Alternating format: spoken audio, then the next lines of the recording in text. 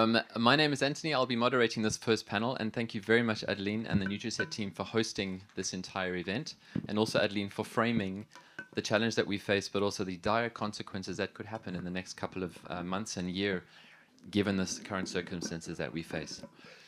This is what I would call us preaching to the choir. Those of you that are in live with us, but also online, know the scale of the challenge that we face. So I don't need to stand here and educate you at all to the scale of the problem, only to say that malnutrition continues to affect not just millions, but billions of people around the world. I've been in this market, this sector, for more than 20 years, and at times I do feel like nothing has changed. And in fact, in the last year or so, we could almost say that things somehow seem to have gone backwards and seem to be getting worse. We know the role that nutrition plays in and of itself, but we also understand, proven, the impact that it has on physical and cognitive capabilities of entire generations, but critically, the enabling role nutrition can play on so many of the other sustainable development goals.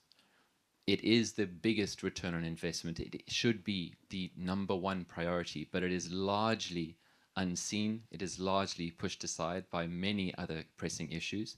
And unfortunately, geopolitics, climate change, conflict, just a couple of the things that are continuing to underline or undermine the impact that we're trying to make through nutrition. So again, those of you that are in the room with us, but also those of you that are online, understand this challenge. What we want to talk about today, in the face of N4G, that is why everyone is gathered in Paris this week, is how can we really work in a cross-sector collaborative way to try and address this, especially since so much is new. There is not very much that is a given right now, and we have to find new, innovative, and almost independent ways to address malnutrition, which is a hugely complex topic. I won't be telling you how to do that. The panelists here with me are going to be the ones that are going to do that. And so, because they are all extremely good at what they do, I have had some notes with me to be able to introduce them well. So I will do that first. Firstly, Sean Baker, who is sitting here to my left.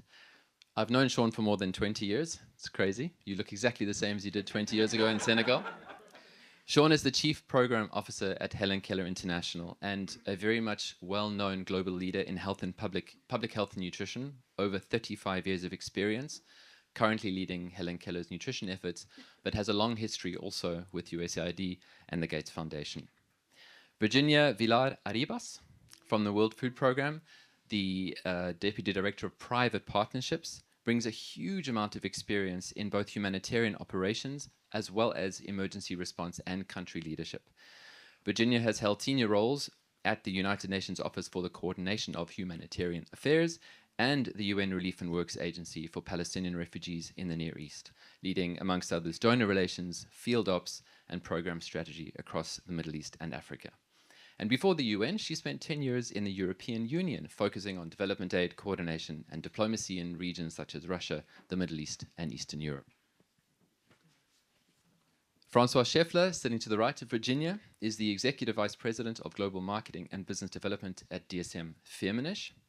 In his role, he is accountable for several what they call market segments for that business, including, critically today, the malnutrition or nutritional improvement segment, but others such as dietary supplements, pharma, and early life nutrition.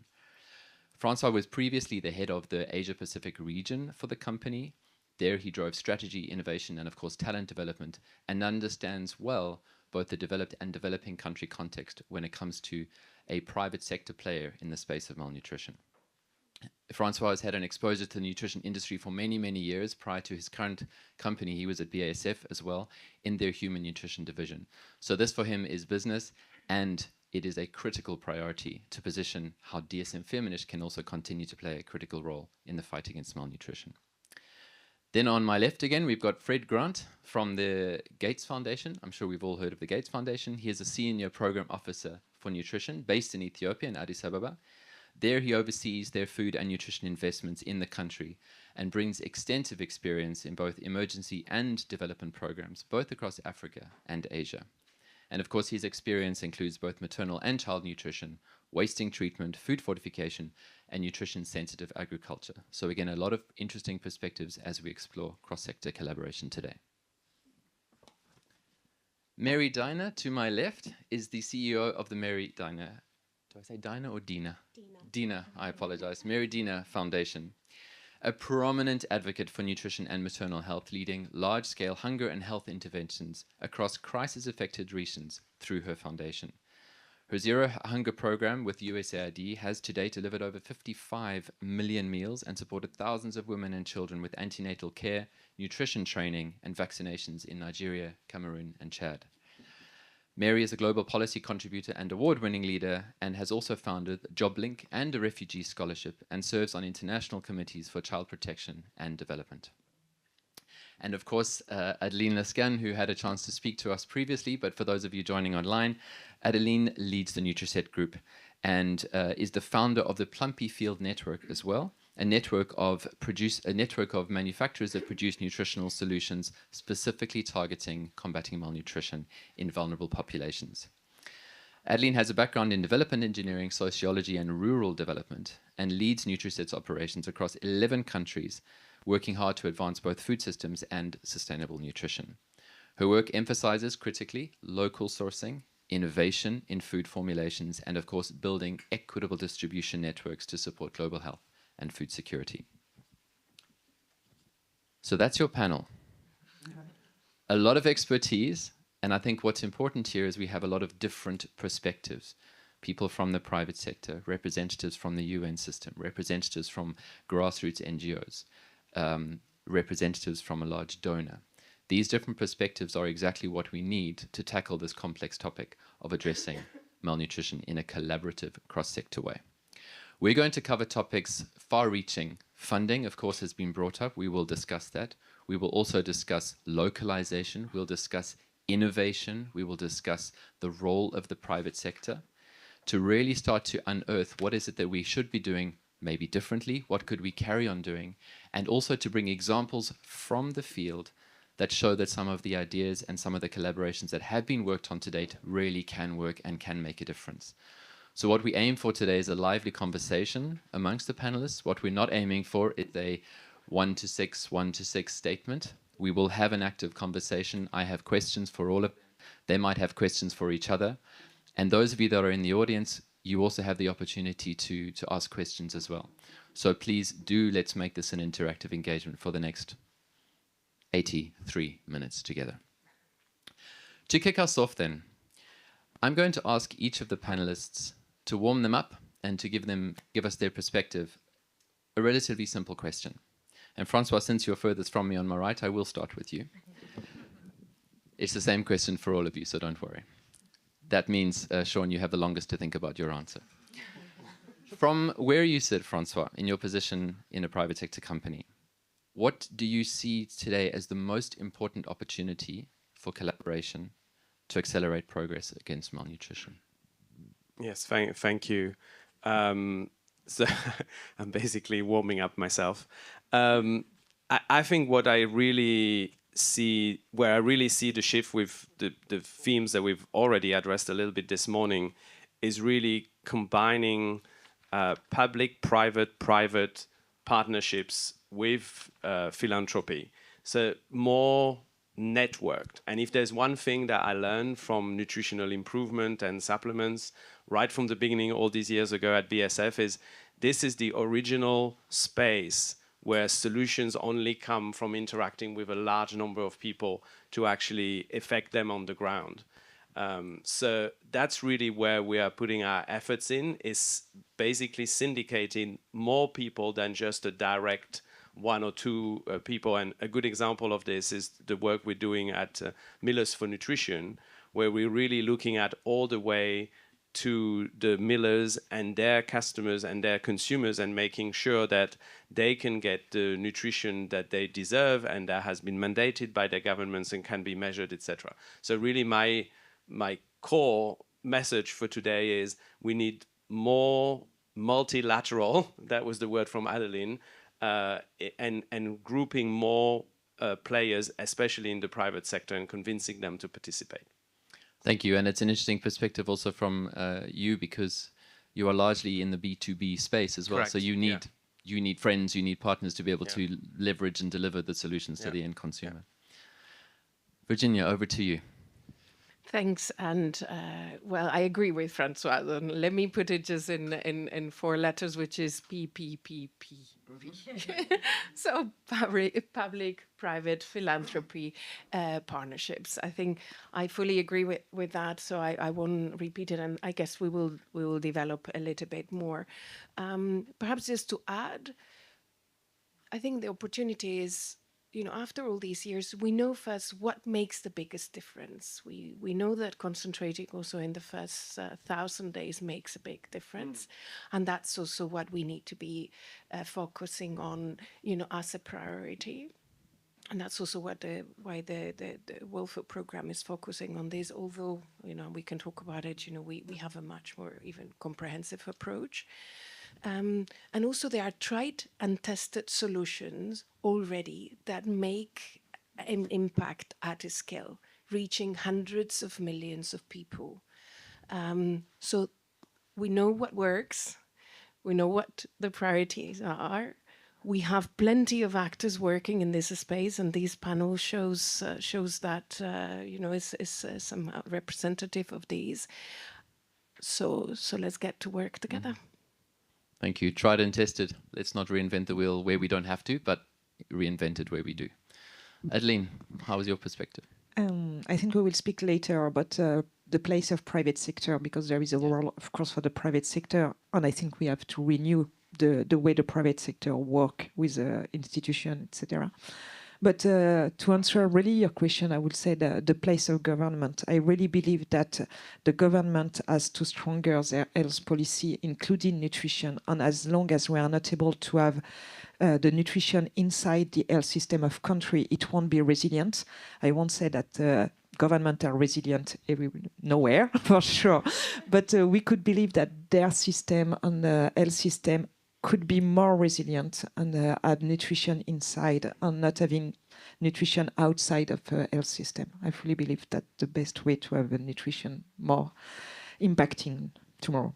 Interesting, and we're going to get to that. How do we piggyback the health systems in country more? Indeed. Mary, over to you. Yeah, so I'll tell a little story. I remember 2 years ago in a refugee camp in Central Africa, 50% of the women that were pregnant there during the lean season lost their babies in miscarriage. And it just goes to show the devastating effect of malnutrition and food insecurity. I've also seen the power of collaboration, the power of investment, the power of research, knowledge sharing. It really saves lives. It changes everything. So I think that for me, the viewpoint of collaboration, working together, pushing forward is very important. Thank you very much. Fred. Yeah, thanks, Anthony. I agree with everything that's been said, and maybe that's also the risk of having more time to think about it, more time to think of new things that haven't been said. I think data is also an important piece of this collaboration, so that we have local burden that's been identified to inform local priorities and then local solutions, and that relevance is sort of being brought into the public-private partnership, so that, one, we're developing innovations that are context appropriate, that are affordable, scalable, and also in a way that then gets that buy-in from both government as well as from industry as well, so we can truly get this integrated into supply chains, into service delivery models as well. Thanks. Data is an important point, and we're going to talk about that since it's so democratized today, and it can literally change how we view and do things if it's in the right hands. Sean. Thanks for having me here, and good to meet you again in person after a couple of years. My points probably build on some of the others that were said. Helen Keller, we work across two systems that are essential to deliver nutrition, health and food systems, and so I'm actually going to cheat and say two opportunities. Both of them largely fail to deliver nutrition. And what does that look like for the health system? And I think this was a signature message of the Lancet 2021 series, is that all these opportunity gaps, if we could just make the health system deliver where it's already having contacts with moms and kids, we would dramatically change the course of nutrition. And what does that look like? We've done a recent survey from across multiple countries, but one of the, just looking at to what extent are essential nutrition services delivered. And in ANC visits, where we're pushing to have moms come during pregnancy 8 times, in this particular country, which I won't name, 75% of moms had attended at least 4 ANC visits. 2% had gotten 90 iron folic acid tablets, just as an indication of how much we're failing moms, and we're failing across the whole system. Similarly in the food system, but I think, look, if you're going towards quality primary health care, we have a gift, an evidence-based gift to deliver reduction in mortality and improvements of lives like no other sector has. Similarly, the food systems, I mean, we know the devastating impacts of 3.1 billion people can't afford a healthy diet. You look at the devastating rates of micronutrient malnutrition, 1.2 billion women of reproductive age, 372 million young kids, the tragic state of children's diets. But the opportunity is food systems transformation. If all countries are talking about food systems transformation, it's an opportunity to truly put good nutrition as the marker of successful food systems transformation. Mm. You've highlighted a lot of the things we're actually going to talk about: food systems, piggybacking on healthcare, with tried and tested solutions that we already know exist. But I'm going to come to you with the first question now, moving on to the topic of funding. This is obviously a hot topic. We've heard it in a couple of people's addresses. Sean, to kick us off, do you believe we're funding nutrition in the right ways, or are we just funding around it? What is it going to take to shift from fragmented, unknown, unreliable financing to something that is sustainable and aligned in the current context? Now I'm wondering why I was invited to this panel, why I accepted that. No, that's such an existential question. And obviously we're living in a crisis situation where a lot of the development assistance across multiple donors, not just the US government, is being cut with devastating impacts. I think that it's a delicate dance because there is not a nutrition system per se. There's not a ministry of nutrition in almost any country. You don't have standalone nutrition programs. It has to be delivered through primary healthcare systems, through food systems, through social protection programs. The problem is what you observe is like if you just say, oh, well, we're going to integrate, a lovely word, but often that actually means it totally disappears and is diluted. So to me, it's almost less about the funding. It's how does the funding drive the accountability, including the data, to know, are we holding the health system accountable for delivering these life-saving nutrition interventions? Most of our data systems can't even tell us that. Are we holding the food system accountable for delivering essential nutrition services? We were on a panel yesterday about large-scale food fortification, where we're navigating almost in a evidence-free environment. We have a huge amount of evidence that it works, but can you monitor on a regular basis, is compliance happening? If not, where it's happening? So to me, it may be less about the funding of making sure that funding is driving accountability so that these sectors are held accountable for delivering good nutrition. And then maybe this is a question for you, Fred, because I know that the Gates Foundation works a lot in large-scale fortification. You know that it works. Large-scale food fortification and large staple foods are manufactured by largely private sector. So what is the role of funding and the private sector getting involved sustainably in large-scale fortification? Is there a role? Yeah, well, I mean, we wouldn't have large-scale food fortification if it weren't for the private sector. So certainly there's a critical role that they play. And I think, especially when we get back to this question of funding, fortification is sort of the ultimate opportunity to pack more nutrition into an intervention, looking at how to enhance the low nutritional quality of staple foods with multiple micronutrients. So I think with our engagement with the private sector, what's also critical is that we don't bring them in at the very end, at the moment of mandating a standard, but that they're a partner from the very beginning to get that buy-in, to get that that support, both from the private sector as well as from the public sector, so that we're not just working on an intervention in isolation of how it will actually be put into process. The other piece is that the private sector is also there and already conducting research and development too. So they're they need to be a partner in how we enhance fortification, whether it's looking at new vehicles, new micronutrient vehicle pairs. That's a critical piece as well. And this, this is a new market potentially for them. This is a new opportunity. And so it's also about how we're framing that collaboration, not just from our, we often speak, the nutrition community speaks to the nutrition community about why nutrition is important, but we need to look at how we're framing that and what is the business case, what are those opportunities as well, so that investment is also, brought up from within the industry and not just through donors or through governments or through others that have their own priorities. And we're going to get to this topic in general a little bit later because it is N4G, and I've heard and seen that there isn't that much private sector participation at the moment, so that in itself is a challenge. But the house is on fire, and what I mean by that is interventions like large-scale fortification are very long-term, have generational impact, and then we have crisis management, emergency nutrition on the other hand, and these are coexisting. So, Virginia, maybe a question for you. When it comes to funding and investment, how do we balance long-term systems investment with urgent funding needed to tackle crises, acute malnutrition? How do you balance those two? Thanks, Anthony. And this is a key question. We need to work on both and at the same time. And if I may, you're talking about funding and you actually mention investment. And I think it's actually probably a better word because investment and resourcing. Malnutrition is deadly, but it's also costly.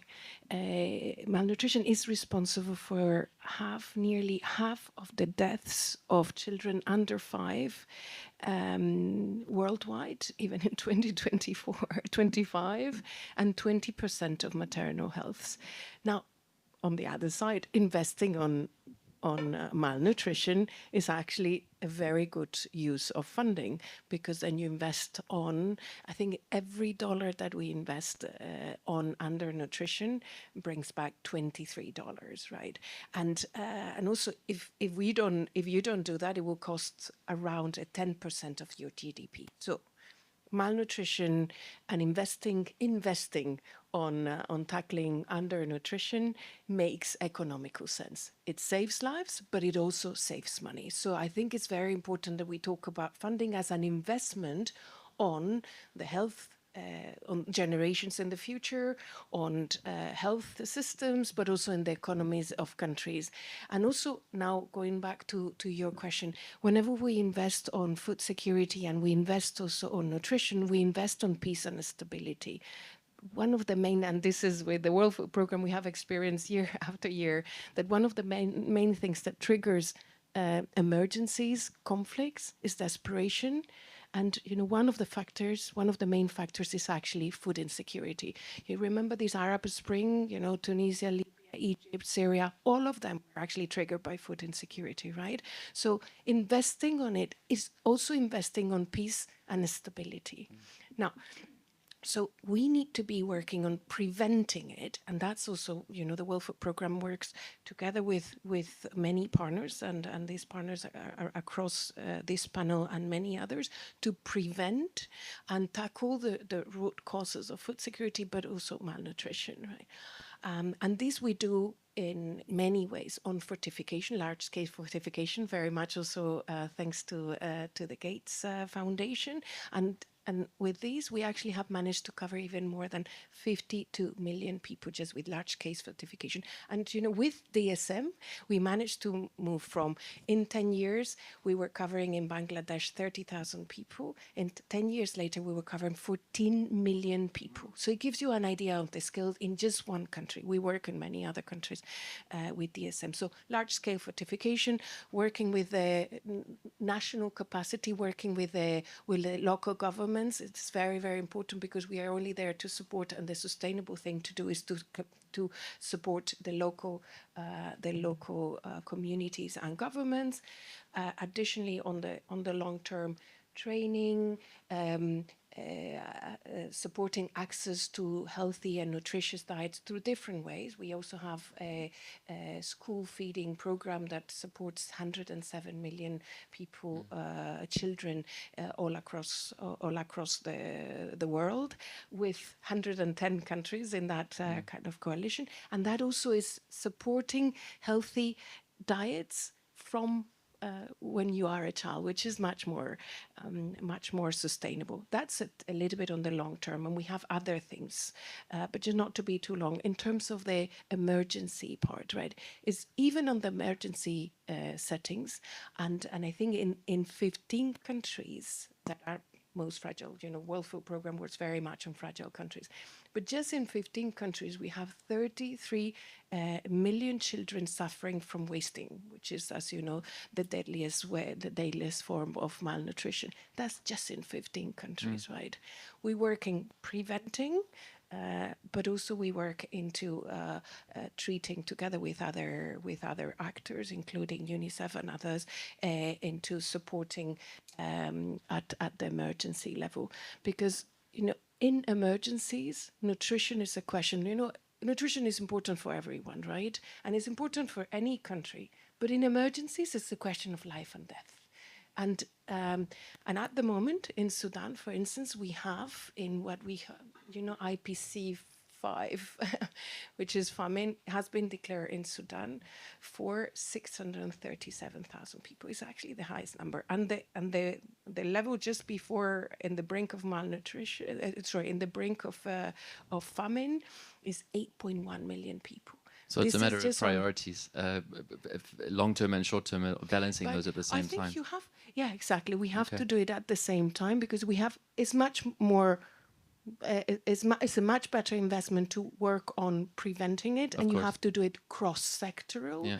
But then we need to also tackle the support during the emergencies to treat it. And then so bringing it back to then also funding. Mary, I think you split your time between Nigeria and the UK. Your foundation is active in several countries in Africa. The role of domestic versus international financing and how we encourage local ownership as well for sustainability. What is your perspective on this? I think that's very important and very topical. I was just speaking with Virginia also about high net worth individuals and corporates in Africa locally that could also support. I think it's time for corporates to step in, but it's also time for high net worth individuals to stand up and be counted for supporting malnutrition and food systems.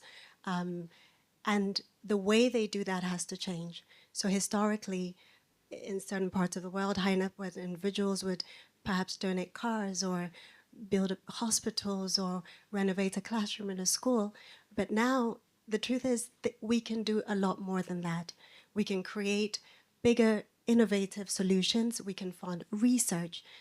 We can knowledge share with NGOs. We can invest in a much more comprehensive way that can save lives. And so we've been pushing the message, and we've been having lots of meetings with local funders to say, you need to step in as well. And in terms of, certain global funds that has, been disrupted in recent times, there just is no other option. So investors within those local communities need to now step up and support. And speaking of local, Adeline, a large part of Nutriset's activity has been in development of this Plumpy Field network. So that speaks volumes to local and sustainable. So what does it really look like in practice, and how do we ensure that those solutions that are developed locally can really be scaled? We've got a very good example here of, we've got a lot of people from Nigeria. So we've got Abdul, our GM in Nigeria, and in practice he's setting up a magnifique new factory in Kano, because we need more volume, and we need to be able to produce more. So in practice, the day-to-day life will be to find the good raw material, maximum localized, and to import the other one. How to work on the supply chain, which is very important. And after, I think, to have the good competence at the good place. We know that, for example, I will take the example of Nigeria, but there are a lot of competencies in Nigeria. Not a lot want to go in Kano in the north. So how we stabilize students in the north, how we attract good competencies. And after also running the factory, of course, but having the good contact with the customer and how we can supply services.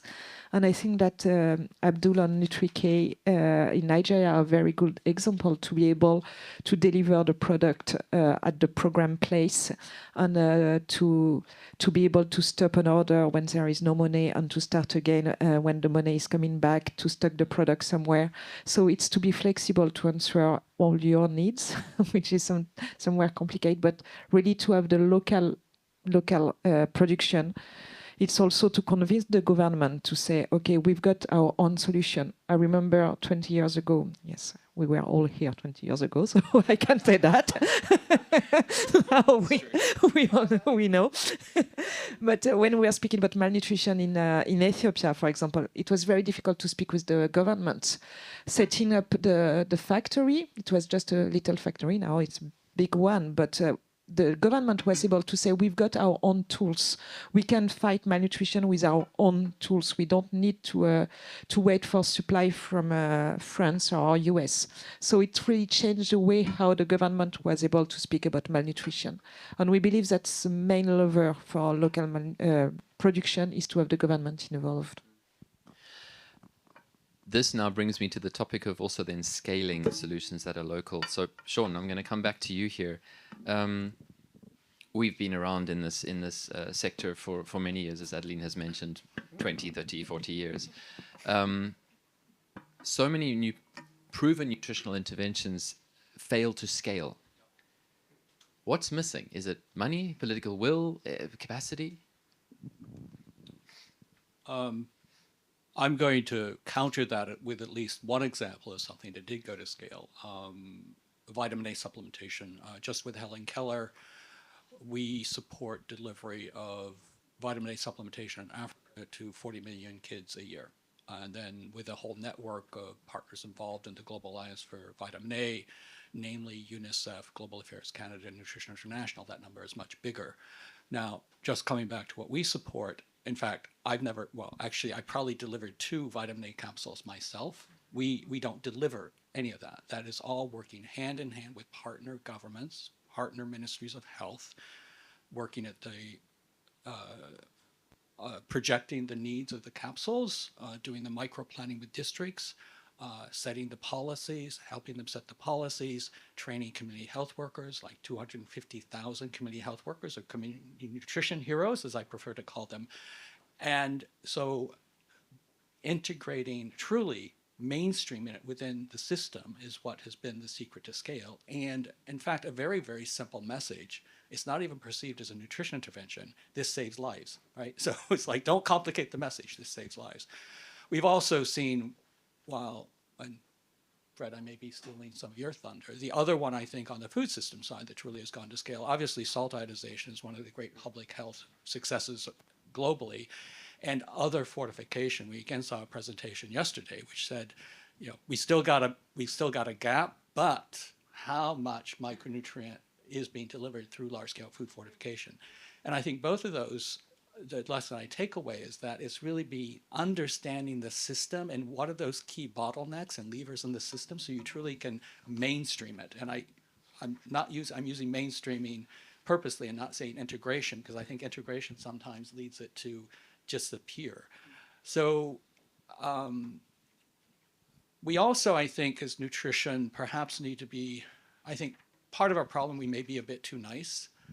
And you look at other programs. In a parallel life, I used to be on the technical review panel of the Global Fund and got some insights about how the HIV community speaks.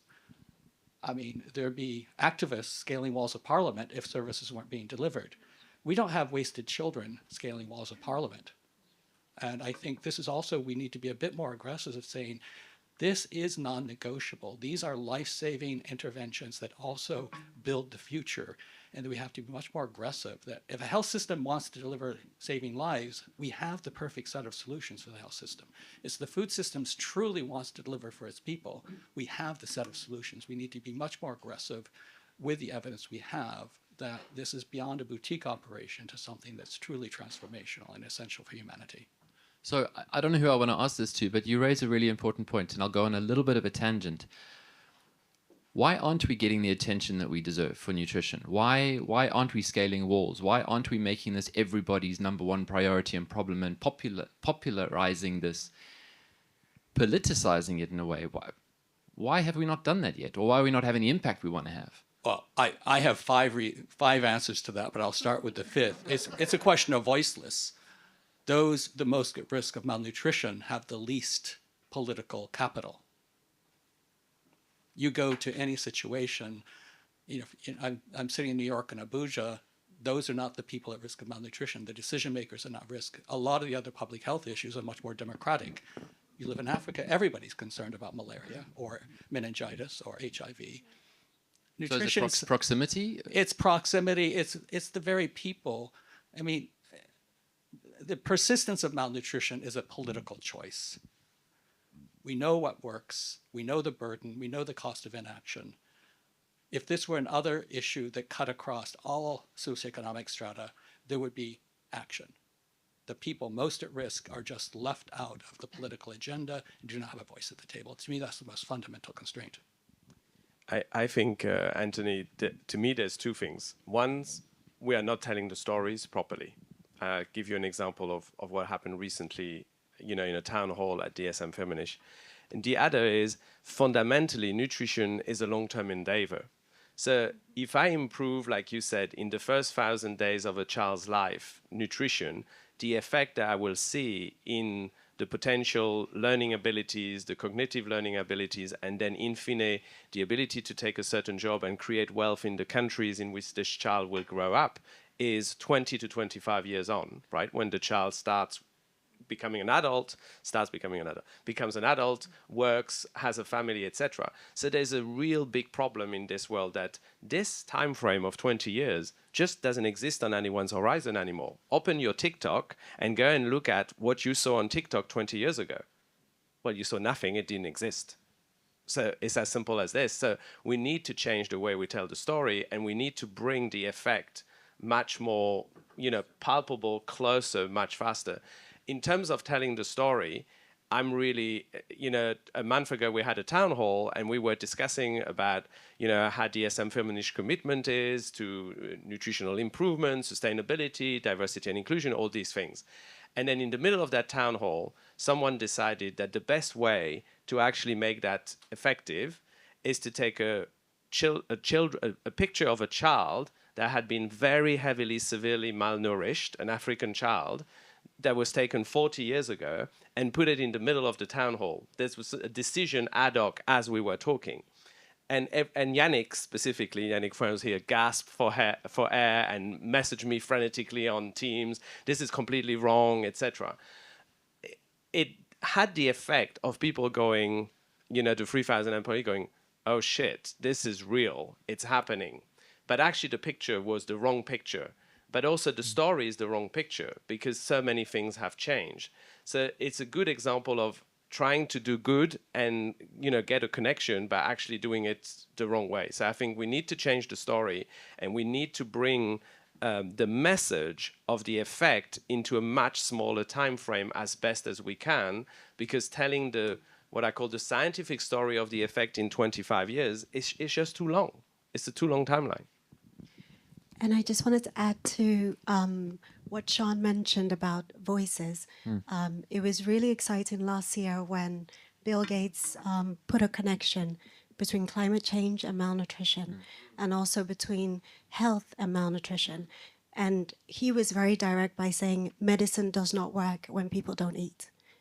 And climate change exacerbates malnutrition and food security. So those sort of voices that are loud and direct about really where we are and what this is, I think that was a really strong message, and we need to put out more messages like that. Mm-hmm. Adeline, do you want to add? Yes, I wanted. Yes, no, I've got, when you speak about the voice and how we speak about people, of course it's very difficult to wait for 20 years, but we've got people who was 20 years old and they miss malnutrition, and it's very difficult to speak about it. I will take the example of, I met with the president of Benin, and he told me at the really beginning of the discussion, he told me, we have to be clear, we are not more stupid than somewhere else. Our children just miss nutrition, and today we are not able to develop our country. So we will set up. But who can say that? It's very difficult to say. Today we are not developing correctly because 20 years ago we missed something. And this president decided to do something. He needed a social legacy also, but he decided to do something for the 1,000 days because he realized that the country were not developing correctly. Mm-hmm. I'm going to ask the audience in the room with us if there are any questions. I'll come to you. You can stay where you are. Oh, thanks, Francois. Thank you for the opportunity to talk. My name is Dr. Bomiade. I work with Nutriset. I was really glad when Adeline brought up Benin because I run the Benin 1000 Days project. It's been great listening to you all talk, especially about financing. I liked what you said about PPPP and financing.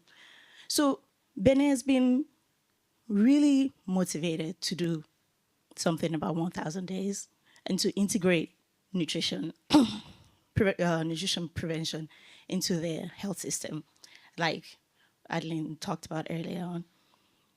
They have all the correct messaging, invest in future outcomes, the effect on malnutrition's effect on mortality, but also its effect on capital building. And they're really motivated about this. But financing is a big consideration for them. So they're putting all these things in place, integrating 1000 days into their health system. And the question for you is, when you talk about PPPP and philanthropy, there are unlimited needs, unlimited resources. A lot of philanthropic contribution to healthcare financing, malnutrition financing, emergency financing is project-based and time-limited. But what countries need is actually long-term sustainable funding and financing. And you've talked a lot about, you've made references to a lot of these things, but I wonder what mechanisms do you see in terms of how philanthropic organizations are involved in this? What paradigms, what mechanisms do you see in being able to put in place sustainable financing mechanisms in situations where there's political will, but not enough resources to fund the needs? Thank you. Great question. Who would like to? Virginia, you want to go first? I can start if you like. I think the key is being strategic in the financing or the resourcing, and I want to use that resourcing and investing instead of just funding, because the money will never be sufficient, no matter even Gates Foundation or anyone. It will never be sufficient for the amount of reasons. And I mean, just to link to the previous question, right? Why is it not so much higher in their agenda? For these reasons that I fully agree with, but also because there are so many other things that are actually needing our is just bringing it up in a multitude of needs. The funding, the resourcing will never be sufficient. So we need to be much more strategic about how we use it. One way is to use data to be much more tailored, right? And I think actually Bill Gates wanted to understand, I think that I listened to him, I think about a year ago, and he said, I want to know who needs us, and understanding, in every country, we don't have to give iron to everyone. We don't have to combat anemia to everyone, right? Do they really need us? So use data to identify who really needs what support. And we can, with the Gates Foundation, we have this MIMI, it's called modeling and mapping risk. Anyway, it's a mapping of micronutrient intakes and the lacks of it, right? Identifying where, who, and therefore supporting the governments or any actor to make much more cost-effective solutions. So then we go and we target exactly who needs it. Additionally, we do it before, because preventing is a lot less costly. And as I said, right, every time you invest in it before, it will cost you less and it will cost less lives. So it's also about preventing. You know, we have plenty of data. We'll talk about data, so I don't want to go, but we have plenty of data and ground truth data. And that's something we are very good at. We have data from hundreds of millions of people that can tell you. So with that, we can identify and even forecast malnutrition in advance because of the different trends, and then attack it before. So prevention, then tailoring it, and then I think we should do the resourcing in a much more strategic manner, like if it was project management. If we do a pilot, let's use those funders that maybe have or less money or are more risk takers. So we do a pilot, we test it, then we see what doesn't work, we adapt it, and then we have some model that then bigger funders can actually go and take on. We have much more of a scale. And then we have those other funders like, you know, the World Bank that systematizes it within the country, right? But we don't do that. We actually go and say, oh, I'm going to do my small project there, and then I'm going to do my big project here. But what if, and that's actually something we are discussing now and doing more at the World Food Programme, is what funder can help me to, what resources do I need in order to do innovation, right? We have a lot with private sector. We have actually a lot with some of the financials, including Gates. So let's do the innovation part. Who can help us there? Then let's do pilots that help us understand what what works and what doesn't. Then we She's drawing on her paper, by the way, in case you can't see. Am I drawing? And then we scale it up. But you know, in terms of who is much more appropriate as partners for what type of the project, I think that will make strategic resourcing. I want to answer your question as well, but in a much more concrete way. So what we can do, sorry, but this is important without a drawing. For me. There's two experiences that I had this last week. One experience was last week. I met with the Gates Foundation, and they mentioned a country where they said, we have really great collaboration with the Ministry of Health in this country, to the extent that they will change when they see something that doesn't work within a week or two, not their legislative framework, but let's say their directive framework. And you've now just mentioned Benin as another country where something works. I'm a great believer that if you find people that have a will, then you go to these countries and you work with these people. It's much more difficult to insist that you go somewhere else where there is no will and you try to turn it around. And the second thing we're doing is, very simply, we are investing money in specific countries, in assets, in production assets, to actually produce stuff in the countries where it's needed. So instead of me putting €1 million or €2 in Switzerland, I put €1 million or €2 into Nigeria to produce in Nigeria fortified rice kernels that are then distributed in Nigeria. The benefit of doing that, it's not a charity per se, right? It still needs to have a return and a profit. We are a private sector company. But the benefit of doing that is you effect a structural change on the ground that actually creates jobs and creates a demand and it creates a system, right? And so I think that's what we really need to contribute. And then the second thing that we contribute is we go and make this happen with physical, like real human resources, so to say, right? So if we have to improve quality, we send a quality manager. If we have to improve technical aspects, we send a technical person. This, again, structurally changes how many things can be done in that location. I just realized something listening to you on long-term investment and the private sector. We always invite CSR people from private sector to speak about long-term investment. I think that if we really want to look at long-term and working with the private, we should invite financial people. If they say we will be here in long-term, it means they will be here in long-term. We are just between us, nice people, CSR people, on DSM and Nutriset, the only one speaking ever for the private sector always. But we should really look at the reality of the life, and the reality, it's not Nutriset and DSM, I'm sorry, but the reality, it's the other company with financial driving the thing. So if we want to work together, we need to go in the real life sometime and not just between us, I think.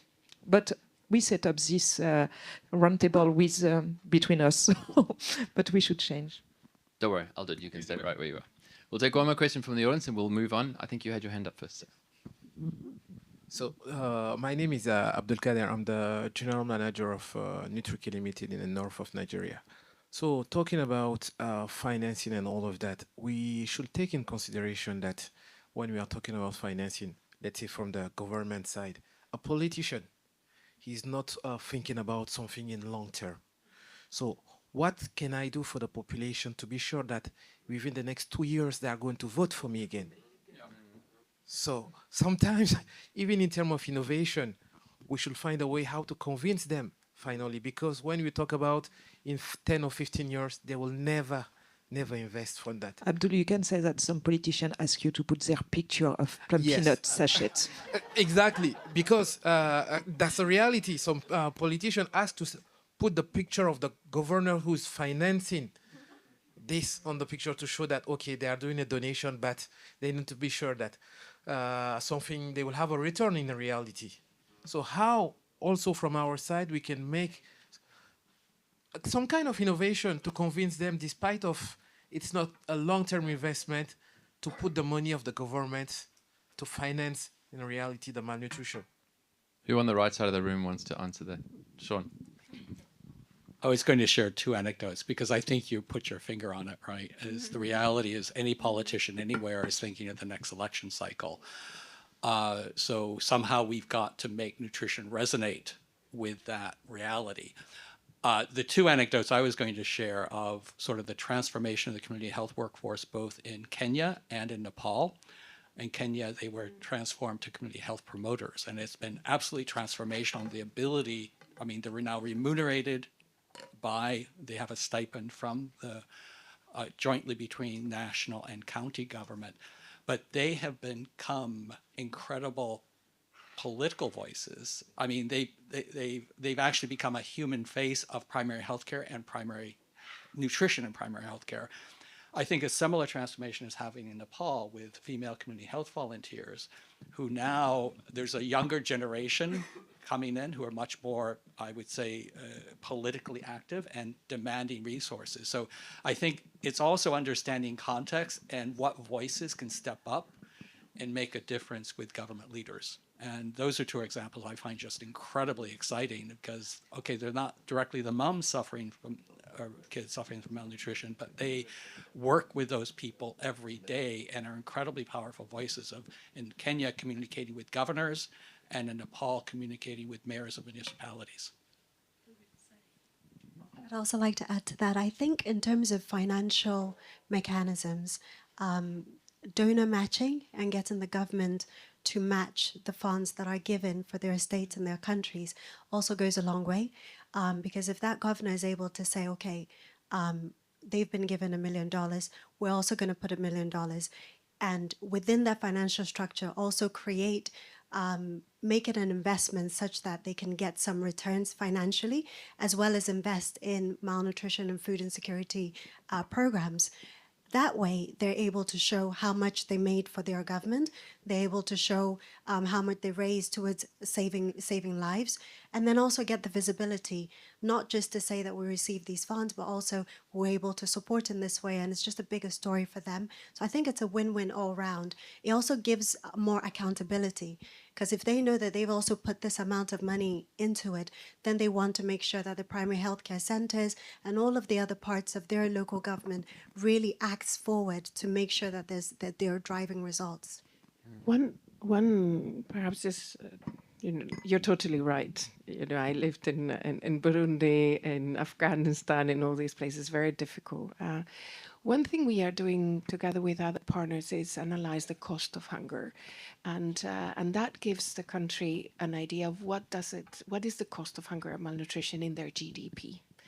whenever I mentioned that, it costs around 10% of the GDP on certain countries, it's actually much higher in particular countries. And I think in Ethiopia it was around, now, Frederick, correct me if I'm wrong, I think it was at some point about 18%. So that gives an idea. It's still, you still need an action in the long term, but that gives an idea of the economic loss that the country and it points to just the multitude of challenges you face really locally. It will be very different from one state in Nigeria to another country on the other side of the continent. We'll take one more question, then we're going to move on.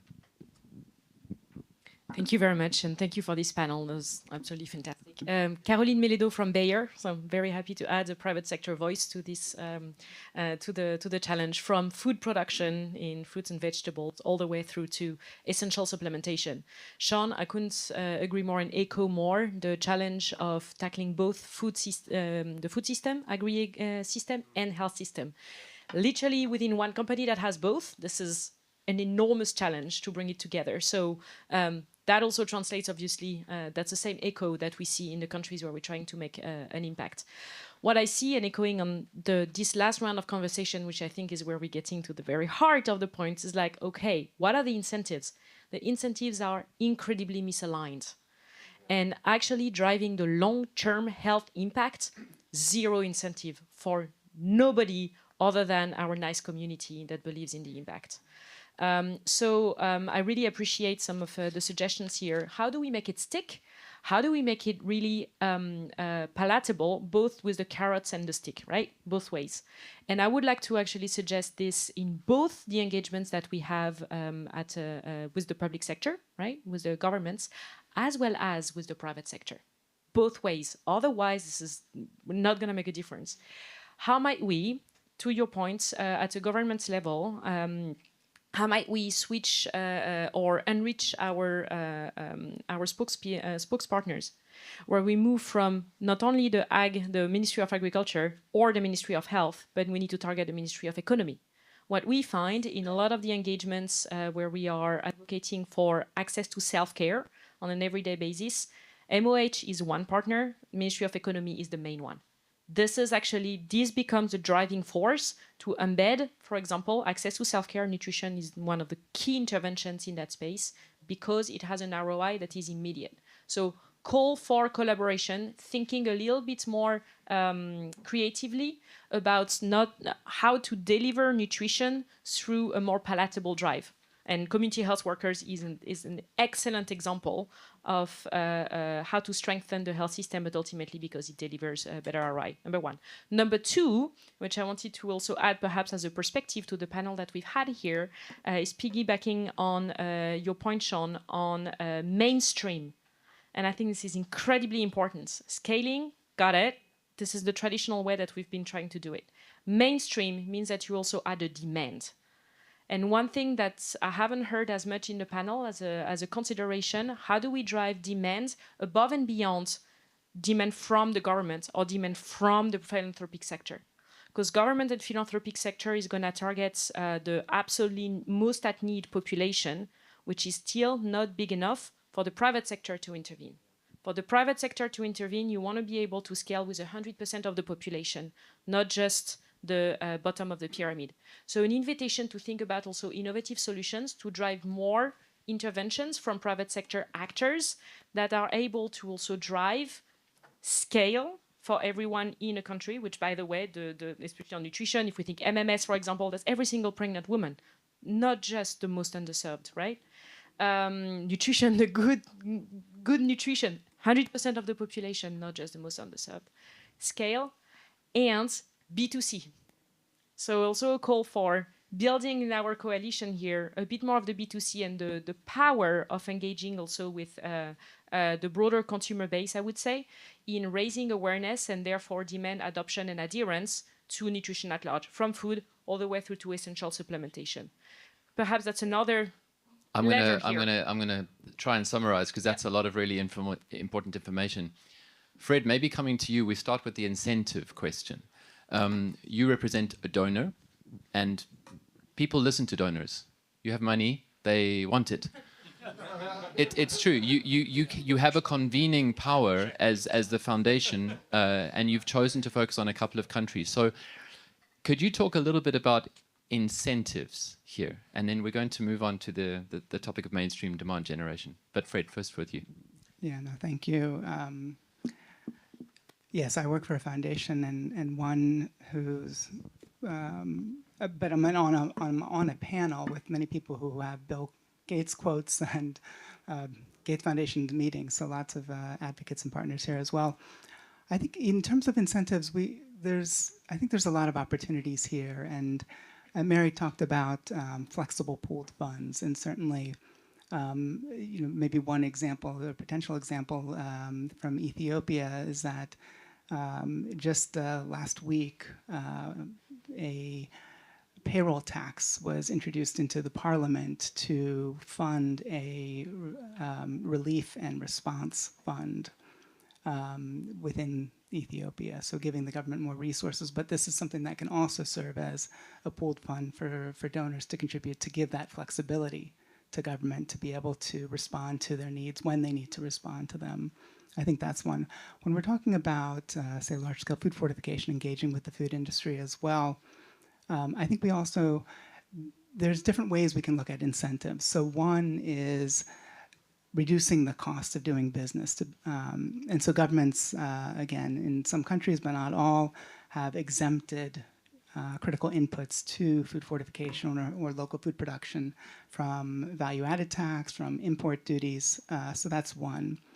I think two is making sure that we're also thinking end-to-end from the beginning. Often there's this assumption that the innovation will scale itself, but we need to be thinking about scale from the beginning. We need to be thinking about what is the standard that we need to get to? How do we engage regulatory bodies from the beginning? What are the different steps, sort of a costed roadmap to get to a scaled delivery of these innovations? And as those different steps are being taken care of, and as those regulatory bodies and other public sector partners are being involved in the process from the beginning, then that shows to industry that the government is serious about that there is a market, there will be a need for delivery and engagement. And I think that gives confidence. That can be an incentive as well. We've seen this even with local MMS production as well. There's a lot of interest in countries for local production, whether it's our UTF or MMS or local premix for fortification. But if the MMS hasn't been endorsed yet, if it's not on the essential medications list, if these inputs are still being taxed, then that's not a statement to industry that that we're ready to kind of get to that scale yet, and to sort of support sort of the business case and that, again, that end-to-end delivery as well. So I think having that sort of vision, but also how we're partnering from the beginning is a critical part of getting that. And that does get to, in part, to this question on incentive and partnership. Sean? Yeah, thanks. I wanted to build on what Fred was saying, and in every crisis is also opportunity. I think the reality is that partner governments, be they implementing governments or donor governments, the fiscal space is really constrained, which is a problem. But what's the opportunity? And if you go to the World Bank Nutrition Investment Framework, there's a huge analysis about all of these egregious subsidies that exist. They're in fact anti-nutritional. I think if I may be misquoting it, so somebody will correct me, but the agricultural commodity that has the biggest subsidy in the world is sugar now. So this is an opportunity perhaps where governments might not be able to step up with a lot of funding right now, but they may be able to make some of these policy commitments, like Fred, you said, get duty and tax-free exemptions for inputs for fortification. Try to look at some of these institutionalized subsidy programs that in fact are anti-nutritional, and can they be repurposed to do something that are pro-nutritional. I think we've engaged with several small and medium enterprises who really are trying to produce more nutritious foods. We make the error that we come with nutrition technicity, but in fact their real constraints are access to funding. Well, their whole funding streams dedicated to small and medium enterprises, but those small and medium enterprises producing nutritious food are not getting like first place in that queue to get access to this funding. So what are some ways to work within this constrained environment to actually get some policy, important policy considerations across the tie? I think that's part of the opportunity offered by the current crisis we're in. And if we, oh, Adeline, go ahead. Yes, just when we speak about incentive for the private sector, I think subsidize is good, less import taxes on product, and we all ask for that, and that good. But as private sector, we know that it is short term, it can change, and we believe in the market. The market is how we invest in the long term.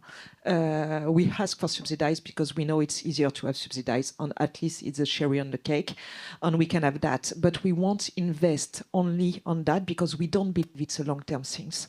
So how together we create the market? And I had the example of 𝙤𝙤𝙤𝙤𝙤 in Niger. A lot of people know also. It was a kind of, it was as QLNS, and we put it on the B2C market. And we realized that we were able to supply the product. People were able to pay for the product. Maybe it was not the new formula, but they were able to pay. But they were not able to pay for advertising, for some part of the supply chain in the north of the country. So how we work together to create the market, because really that is where the private sector will invest for the long term. That's actually exactly where I wanted to take this on your second question. Emergency response to acute malnutrition, that's one side of it, but creating general demand from consumers who are maybe outside of any immediate danger for better nutrition, be that through the food products, supplements, etc., that they take in countries all around the world. How do we create the consumer demand? How do we turn it into something that is attractive, that they are willing to spend a portion of their disposable income on, when for many of them, nutrition doesn't mean much. They don't necessarily understand or prioritize it the way we might when we have a very scientific view on it. So how do we create that demand? How do we create that buzz? I think one segment that gives an opportunity to do that is adolescent girls.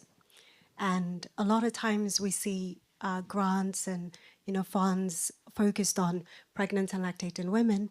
And I've always said, okay, the adolescent girls that are and women of childbearing age, they're the ones that are going to be pregnant and lactating soon.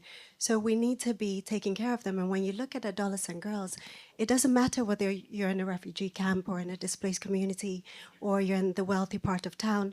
We all have the same joy and burden, perhaps, of the possibility of being pregnant. And so we all need the same micronutrients to be healthy. And so that creates an opportunity for major mainstreaming. It's very costly, it's very expensive. When you look at Nigeria, for example, we're about a population of about 250 million. I'm sure there are up to at least 50 million adolescent girls. So it really opens it up majorly.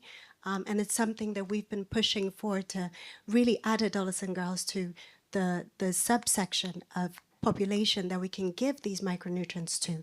The data is there, the evidence is there that they need it, that it works. There's just some, delay in opening it up in that way, but I think it's very important. And it also goes into sexual health and reproductive health as well, which is really, really important.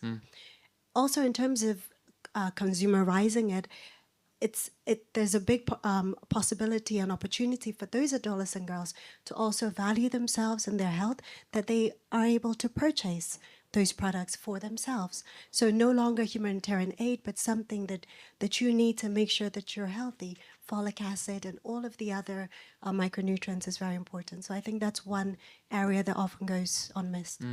And Francois, I want to ask you here as well, because you're in the business of nutrition ingredients and working with companies across different sectors in putting nutritional products out onto the market. So this is what you do every day. And your customers are facing consumers, be they food secure or food insecure. Nutrition is what you do. So I guess my question here as well is complementary to what Mary has just said. How do you see the opportunity to drive demand to improve nutrition in populations that really need it? Yeah, so we have experience of doing that with fortified rice in some countries in Africa, where it has moved from being a government spend to a consumer-led branding element of differentiation in these specific countries. And where I'm going to with this is, I realized last week when we were having conversation, it needs to be aspirational for the consumer. Disregarding, as what Mary said, disregarding who the consumer is, there is something aspirational. I mean, I would ask the audience here, if you drive an electric car, you know, would you like it to look exactly like a petrol car that no one could differentiate? Probably not, because from a status point of view, you are not able to give the message that you are doing something good for the environment. So what's the point? My car looks exactly like the other one, so I need to have the car look different. How do you recognize an electric car? Because it has these very like LED lights and somehow it says electricity in it. And you don't hear it coming. Sorry? You don't hear it coming. You don't hear it coming. And so you go, oh, this person has made a choice. It's a conscious choice. There's someone wants to broadcast their choice, right? And I was struck in a conversation last week that we were saying, well, people in some countries don't want to go and get better nutrition or supplementation because they don't want to be seen waiting in line because this decreases their status in their community. And I thought, oh, exactly. That's the point. So we need to make nutrition a positive status acquisition system for these communities or groups of people that we're targeting. And I think this is something, I don't know, I have never heard of this being talked about in the nutritional supplement space and the nutritional fortification space. So I think maybe that's something to go after. And, you know, maybe you package it in a bright, I don't know, pink package that when you pull it out of your pocket, it actually says, I'm doing something for my health. You are not. You should get the same package. You know, I don't know. Anthony, can I? Sorry, go ahead. Just to add to that too. I think it's important to generate that consumer demand, but I think another angle too is to bring nutrition where the demand already exists.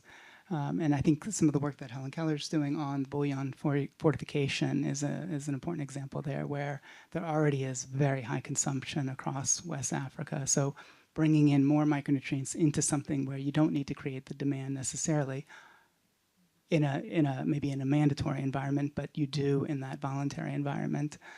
So you sort of need both, but there are opportunities there to kind of take advantage of the demand that already exists.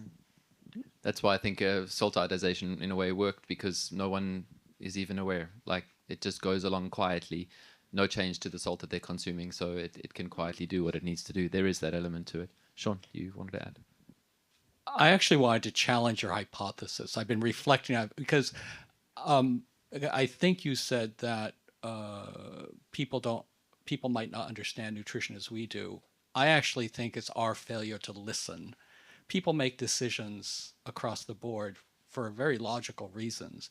And I think that so much of what we send in public health nutrition is immediately running to behavior change communication without first actually listening to people and understanding what's really driving their decisions. And are we matching up our messages, communications with the realities of the people we serve? And I think the first thing is to really understand where people are, where they're coming from, what are the constraints. Because I actually think there is a huge innate demand for, moms know good nutrition. Every mom, every parent wants to nourish their child. I think it's more our failure to having listened and then adjusting our communication, meeting the reality of the people we serve. If I... Yes, we have 15 minutes, so I'm gonna have to make you be brief. Basically, we work in terms of creating the demand in fragile countries, so it will be different than in other countries. But I think the first thing is also to be very tailored in our approach, because what works in Ukraine doesn't necessarily work in Burundi. I was in Burundi, a place where when I arrived, chronic malnutrition affected 58% of children under 5, highest overall, and people didn't have access to TV, so we had to do, in terms of SBCC and campaigns, we actually had to tailor to what we had. And so we got the first lady going around the different communities drinking milk. So you had to use this. You had to use also radio. We went into also creating an association of private sector, 58 private sector who helped first produce it, but then also increment the demand. We did runs around the country just to promote also nutrition, in particular actually milk drinking. And then in terms of choosing things that have a biggest impact at a good time, the school meals is one of the programs that tackles children at a very early age with very good dietary healthy habits, and that we know that we start there, we can target hundreds of millions of children that get into a certain habit, and then that also creates a demand. I mean, we had one example, I can explain it just bilaterally at some point, but basically in Burundi we managed to recreate and recover the milk, the dairy value chain, supporting the local private sector by attracting investors from the Netherlands, from France, from the EU, their government, but supporting the private sector. We brought also the international private sector, but then there was no demand. And we used the schools to actually create that demand. And then once the children started drinking milk, then the parents started drinking milk. I remember these mothers are like, oh, this child will never leave me alone until the whole family has to drink milk now. And now, starting from there, we actually had a dairy company that started from zero, being the main provider, but also exporting afterwards. So you need to be tailored, but also choose whatever has most impact at the right time. And listen, I think as Shauna said very clearly. We've got less than 15 minutes left, so I think I'd like to draw this to a close by reminding us why we are here. N4G is happening in the next couple of days. It has already in a way kicked off in the last day. Many of you have probably sat on some panels already and will sit on some more.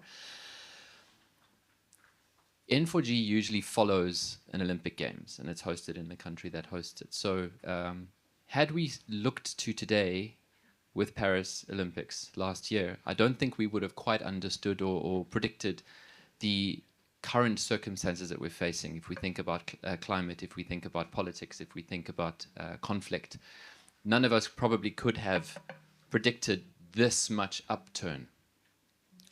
So the focus of this session is on collaboration, putting malnutrition at the center and dealing with the fact that there are these things going on around us. I'd like to ask each of you the same question as a way of almost summing up. How do you commit differently, or maybe the same, towards collaboration for malnutrition given the environment we find ourselves in today? Same question for each of you. Who would like to start? Sean. You were volunteered. Thank you. That's totally unfair. And I'm not going to exactly respond to that. I was thinking, I'm going back to what I said at the beginning, the persistence of malnutrition is a political choice. And with the downgrading of funding across a number of the traditional donor countries, including my own, the US government, that's particularly painful for multiple reasons, including having worked at USAID for 3 years. The UK, which would then also was vying for the US, is the second biggest. So there is not just a vacuum of donor funding, there's a vacuum of political leadership. And one of my aspirations coming out of this summit, we saw France not only held the Paris Climate Accords, but has been a consistent voice for climate change. So I'm hoping that, and Adeline, I'm looking at you as a good French citizen to make this happen, that this is not just the one time, and I'm deeply grateful to the Ministry of Europe and Foreign Affairs for the energy they put into this. I think right now on the global stage, having a consistent voice, political leadership on nutrition is more important now than ever. So one of the things I hope is that we can have perhaps a new coalition of political leaders for nutrition, since some of the former political leaders, and it's not just from the global north, but we've seen a huge number of national governments like in Ethiopia, Benin, stepping up and really doing more. So can we come out of this with a new coalition of political leadership that's going to say malnutrition should no longer be? Thank you. Good luck to whoever wants to follow that. Who's next? Okay, Mary. And just to add to that, so as an implementing partner, as an NGO, the changes in donor funding and support probably affects grant receiving organizations, more than anyone else. And of course, we're one of the largest distributors of SQLNS, supported very heavily by USAID. And for us, we're plodding along, but one of the things that we have taken a bold step to do, just yesterday, we launched GAFI, which is the Global Alliance on Food Innovation. And it's a Meridian Foundation initiative.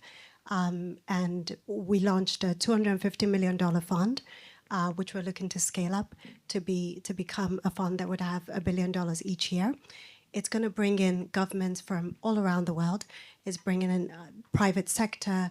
It's bringing in philanthropists. And we're working with a French investment bank. I haven't mentioned who yet. But we're really creating new and innovative financial solutions that can help to harness that fund and grow that fund and really push it forward towards creating and accelerating food systems and food innovation to continue preventing malnutrition and also to, of course, support with food insecurity. We're looking in Virginia's direction because we're looking at World Food Programme potentially to be the strategic partner for that fund, very similar to the Child Nutrition Fund, but for food. And just like Anthony said just last week, he mentioned that it's not when the funds are buoyant and a lot that great ideas come, because then you have all the time in the world. Is when there's a time of crisis or a downturn or things are difficult, that ideas that you've had before, bold solutions that you could have made before, you decide, you know what, the time is now. So we actually wanted to launch GAFI at the 80th UN General Assembly in September, and we just decided, you know what, we don't have 6 months. And the mothers and the children, they don't have 6 months. The lean season is coming, so the time is now. Thank you. Innovate when you have scarcity. Fred, you look like you want to go next. Yes, I've got the mic now. I think maybe just building off of both what Mary and Sean said, I think the more we can look at sort of this South-South collaboration, learning and collaboration, taking what we've learned or developed in terms of innovation in one country to see how it then can get shared and expanded into others. And just as an example, in Ethiopia right now, there's work on double fortified salt with iodine and folic acid because of the very high level. 50% of women of reproductive age are folate deficient, and Ethiopia has one of the highest rates of neurotube defects in the world because of that. And so we're adding folic acid to the iodine over spray, so we don't have to change the production process. And we can deliver it at scale through the local industry, which covers 97% of the population. So as this research is completed, we have the evidence, and we start to look towards scale. This is a global good that we can look at elsewhere. And we know that in Nigeria, they had recently had a food nutrition survey that shows that over 90% of women of reproductive age are folate deficient. So this is a potential opportunity to kind of deliver into other countries as well. And so, again, as much as we can foster that South-South collaboration and learning as we go forward, I think that's another priority that we have. Thank you. Adeline. Just, yes, thank you, Sean, to believe that we've got charismatic politician leader in France. I will open my eyes. And especially on climate change. I don't know, but we will find them. Just in conclusion, but from the private perspective, I think also that in this time we don't have enough money and we won't have enough money. It will be very important to have the good competencies and to use the competencies existing. I just have an anecdote, but there are some UN agency who wants to work a lot with agri-food industry in Africa on infant food program. And we had a discussion with them and telling them also, we've got experience with agri-food industry in Africa and we can help to implement the quality. And they say, oh, you want to do our job? They are supposed to work for children, not for agri-food industry. And it was very strange because they hire new people to do that. So tomorrow we don't have enough money. We can't invent a new job for everyone. So can we just together say, okay, I'm good at that, I'm good at that, I'm good at that, and let's work together simply. Choose your battles. Virginia. And I was thinking to end with what I started, and it's with PPP piece. Basically, I think we commit to aiming at working even more with every actor, and this is an invitation to we started working more systematically with private sector 4 years ago, and I say more systematically with dsm-firmenich. We have been working actually since 2007, right? But now we are actually working much more systematically at all areas, and we are very, very happy to and very honored to be working with dsm-firmenich and others, but also looking for other partners for expertise, for services, for resourcing. So private, public, we receive a lot of support from governments, philanthropy we already receive, but we would like to make that much more systematic and also work together for this strategic resourcing, understanding where can we get that resourcing to be much more effective. So PPPs for scale and for impact, and use also even better the data that we already have, taking on what Frederick said, and also that the Gates and others help us more, use better data to tailor it more, to be even more efficient, because again, we don't have, funds are limited, and therefore to work at scale together. So this is an invitation for everyone who is interested to working with the World Food Programme. Mary, I take your even more. We would love to do that. Thank you. And Francois. Thank you very much.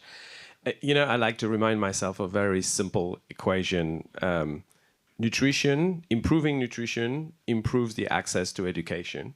If you're better able, you can go wherever you have to go to get educated. Improving education improves wealth, which improves the choices that you have the ability to make. So for me, I always try to make things quite simple. So if I improve education, I basically improve society's general ability to make choices, which brings me in a way to, there are three imperatives. A political imperative, we just discussed this, that we need to pursue.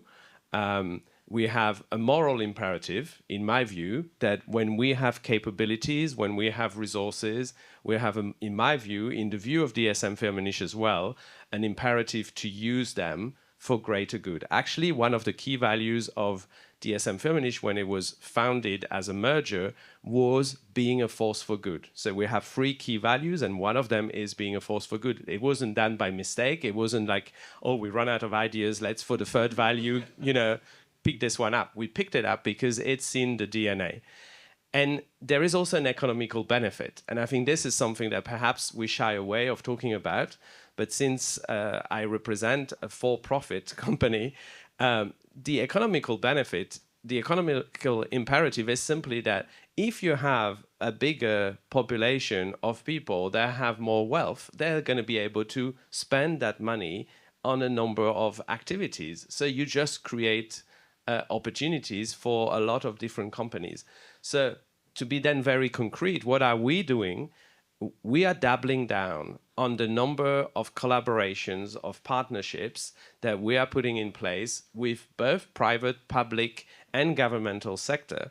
And that's the way to go. We can no longer rely, and I think this was brought with utter clarity, on the vastly asymmetrical origin of the funding to the location of the needs. This is gone. We just have to accept it. And actually, I feel much better and I feel much lighter to know that this is gone and we have to create something new. And something new will require a multiplicity of partners and activities. It will be more challenging, but it will also be more robust. And I just want to conclude with one simple image, because actually I'm a gardener at heart. And there's a book I read, and it talked about a forest. It's a book about a forest, and in the forest, some trees die or get chopped down. And what happens is they revive themselves. And the way they do this is by talking through their roots. And basically what this story says is, even if something that is visible to you and is important and has been there for 100 of years, like a tree, goes down, it has a way of revitalizing itself and growing bigger and stronger through its roots. So it's our job to create this vast network of roots around the world on nutrition. Thank you. Well, that's a great image to leave us with. Let's be roots as you navigate this very, very challenging couple of days with very high stakes. I want to thank the panelists for some really interesting insights. We could have sat here all day, by the way. I know that you probably had 1,000 more questions. We could have dived into some very interesting topics, but we are limited in time. For those of you here in the room with us, we have a 30-minute break. So please, by all means, get a coffee, use the restroom, and there will be a second panel on nutrition and climate change, a very important topic.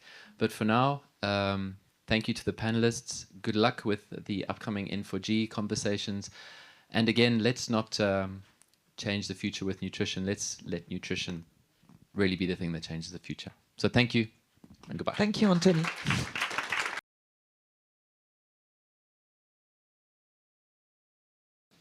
So good morning. Thank you for being here. My name is Bruno Jockum. I'm the director of the Climate Action Accelerator.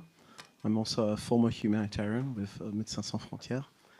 And I'm very happy to be moderating this this roundtable, also because it speaks to my heart and my experience, and I think it's a very important topic. So thank you to Nutriset for having taken this initiative. So the title of the panel discussion is From Therapeutic Nutritional Products to Climate Challenges, the case of the dairy sector. And why it's important is because we're facing several critical challenges, which are basically, in a way, representing either a perfect storm or a perfect opportunity to really change profoundly some practices. The first important aspect is obviously the burden of malnutrition in the world. We know that it affects, in one way or another, if you count all aspects of malnutrition, around 2 billion people in the world, a bit more. It's said that 1 out of 5 people in Africa suffers from some forms of malnutrition. 1 out of 11 in the world. That's in different ways. And of course, it's a daily fight for many organizations in the field, whether they're humanitarian or ministries of health or global health agencies that are acting. And of course, the agricultural sector. The second big challenge is, of course, climate change, which is a planetary emergency. With now it's very clear we're going to be at more than 2 degrees warming by mid-century. It's almost a given. And it may go even beyond. So it's quite clear in the risks analysis that this will increase the burden of malnutrition because of the effects on agricultural production, more droughts, more critical weather events, less yields, etc. So we know, and some analysts consider we could have more than 1.8 billion more malnourished in the world in the coming century. So we're talking about huge numbers. We also know that it may put at risk agricultural production in certain regions, and so there are adaptation issues that have to be faced, and the availability of products could be at stake in certain areas. And finally, we know what recommendations from the science community is. We know what the sources of emissions are, so fossil fuels, of course, but also land use, also methane emissions coming from actually dairy farming and meat farming, cattle. And we know what they're asking us to do, which is to slash emissions by mid-century in a very determined and forceful way, because otherwise we could just have a kind of runaway climate crisis. Now, having said this, we know that nutritional products, such as the ones that have been produced by Nutriset, among other producers, have been really at the center of a revolution in terms of addressing malnutrition, and notably the most severely malnourished. I think for those who saw nutritional programs like 30 years ago before, and what they look like today, there's nothing in common, neither the size of these programs with ready-to-use foods, but also the efficiency on addressing malnutrition. So there's been a revolution, especially at the beginning of the 2000s, with products like Plumpy Nut, like therapeutic milk, etc. Milk within these products is, of course, extremely important because it's a source of animal protein. It's at the core of the efficiency of the product itself. And it's also, as many of you may know, one of the main also sources of emission linked to the life cycle of the product. So it's a bit of a catch-22. and I think the question here for this panel, because we're very lucky to have different representatives of the users and the value chain of the product. I think the key question is how do you meet the challenge of actually both rising needs of malnutrition, which are clearly in front of us, impacts on agriculture, which could threaten some of the yields and the production in certain regions, and the imperative of slashing emissions and environmental impact in the coming decades, which means really having quantitative approaches to actually make it happen. So how do you meet this challenge? And we're very happy to have in this panel 4 eminent representatives. So we have Henri Leblanc, who's the Deputy General Director of ALIMA, a medical humanitarian NGO based in Dakar, who's extremely active since 20 years on malnutrition specifically, and with large programs and often at the forefront of innovation also. We have,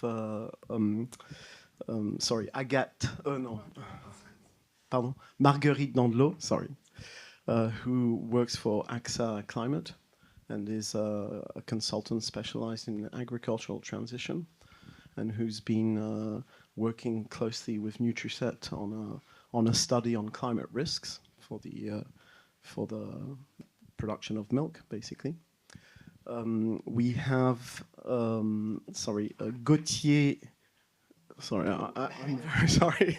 We have Gauthier Leroux from Isigny-Sainte-Mère, a big dairy product firm based in Normandy in France, and I think you're sales manager of milk products within this company. And we have finally Guillaume Floch, who is the sustainability purchaser of Nutriset, who is the producer of therapeutic milk and products like Plumpy Nut. Okay, so I'll start from there with a first question to Henri. So as a representative of a large humanitarian organization, so first, could you speak about your experience of malnutrition in the Sahel, where you mainly work, but also why these products are important, what place they have in your strategy to address the needs, but also what questions and what concerns you have, notably linked to your own commitments you've taken on reducing your impact and environmental and carbon emissions as an organization. So what does all of this mean for you? Merci beaucoup, Bruno. Hello, everyone. It's one question or it's 3 questions?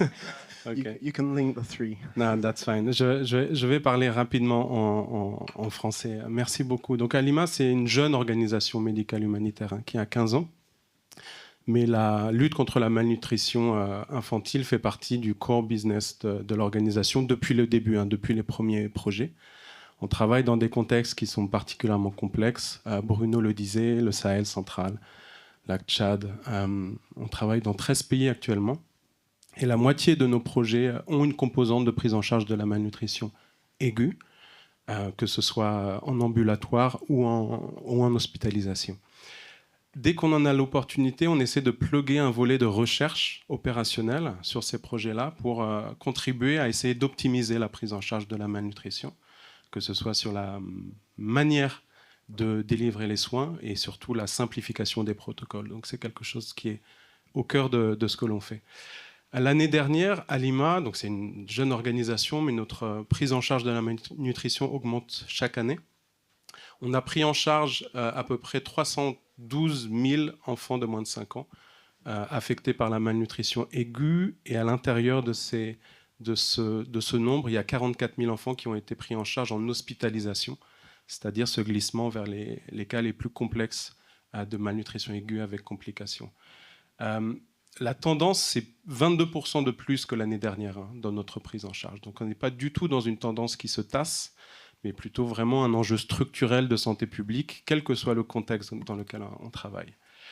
Maintenant, sur les produits, donc on utilise depuis le début de notre prise en charge, évidemment les RUTF, Plum Peanut chez Nutriset, les laits thérapeutiques. Et voilà, je pense que la chose à retenir, c'est que ce sont des produits extrêmement efficaces. C'est des produits efficaces, on n'a pas trouvé mieux ou d'alternatives aujourd'hui pour la prise en charge de la malnutrition aiguë. Ce sont des produits, et particulièrement les RUTF, qui sont efficaces, qui sont robustes dans les contextes dans lesquels on travaille, qui sont acceptés par les soignants et puis par l'enfant, une capacité de traitement et de rebooster l'enfant de manière extrêmement efficace.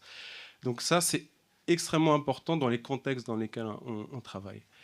En termes d'utilisation, il n'y a pas d'enjeu particulier. Je pense qu'il y a une vraie génération, on a 15 ans, on dit souvent que 15 ans c'est une génération, de soignants, de nutritionnistes, d'humanitaires qui ont appris à utiliser de manière extrêmement efficiente ces traitements. Les défis pour nous, ils vont être plutôt à 3 niveaux. Le premier, c'est d'abord celui de l'ampleur, l'ampleur du besoin par rapport à la capacité de réponse. Je pense que c'est un des enjeux au cœur du sommet cette année. On estime, avec les différents chiffres que l'on a, que c'est peut-être 19 millions d'enfants qui vont être affectés par la malnutrition aiguë cette année. Et dans les bonnes années, ces dernières années, on sait qu'on peut en prendre maximum, en tout cas avec les contraintes financières globales que l'on a, moins de la moitié. Donc on est face à un enjeu d'échelle qui est celui de l'accès à ces traitements. Et donc ces traitements et ces produits sont des produits qui deviennent rares pour les acteurs. Le deuxième enjeu, il est lié aussi à ça en cascade, c'est la disponibilité sur la première ligne, c'est-à-dire dans les postes de santé, dans les hôpitaux, etc. Historiquement, Alima n'est pas un acheteur massif de RUTF et de lait thérapeutique directement, c'est-à-dire qu'on se base sur la ligne logistique classique qui est massivement gérée par les ministères de la Santé et par l'UNICEF, mais avec les contraintes de financement de la lutte contre la malnutrition, trouver les sachets au dernier niveau, au Niger, au Tchad, on a eu des ruptures très importantes, et au Nigeria l'année dernière, par exemple. Donc on commence à acheter de manière beaucoup plus massive directement pour pallier et être moins dépendant de ce système d'approvisionnement, ce qui est paradoxal. Le troisième impact, il est environnemental, c'est-à-dire que le produit, qui, je le redis, est un produit extrêmement efficace, il a de plus en plus, pour nous qui avons pris des engagements environnementaux, un impact en termes de bilan carbone extrêmement important. Les RUTF et les intrants nutritionnels représentent pour Alima 1/4 de notre bilan carbone, à cause de la manière dont c'est produit, à cause des matières premières dont on va parler évidemment. Donc on est face à un dilemme, mais le dilemme il est vite réglé, c'est-à-dire qu'il faut qu'on soigne les enfants, mais aujourd'hui il faut qu'on innove collectivement tout au long de la chaîne de valeur sur cette question de la nature, de la formulation ou de l'optimisation de la manière dont on produit et qu'on formule ces différents médicaments. D'accord. So thank you Henri.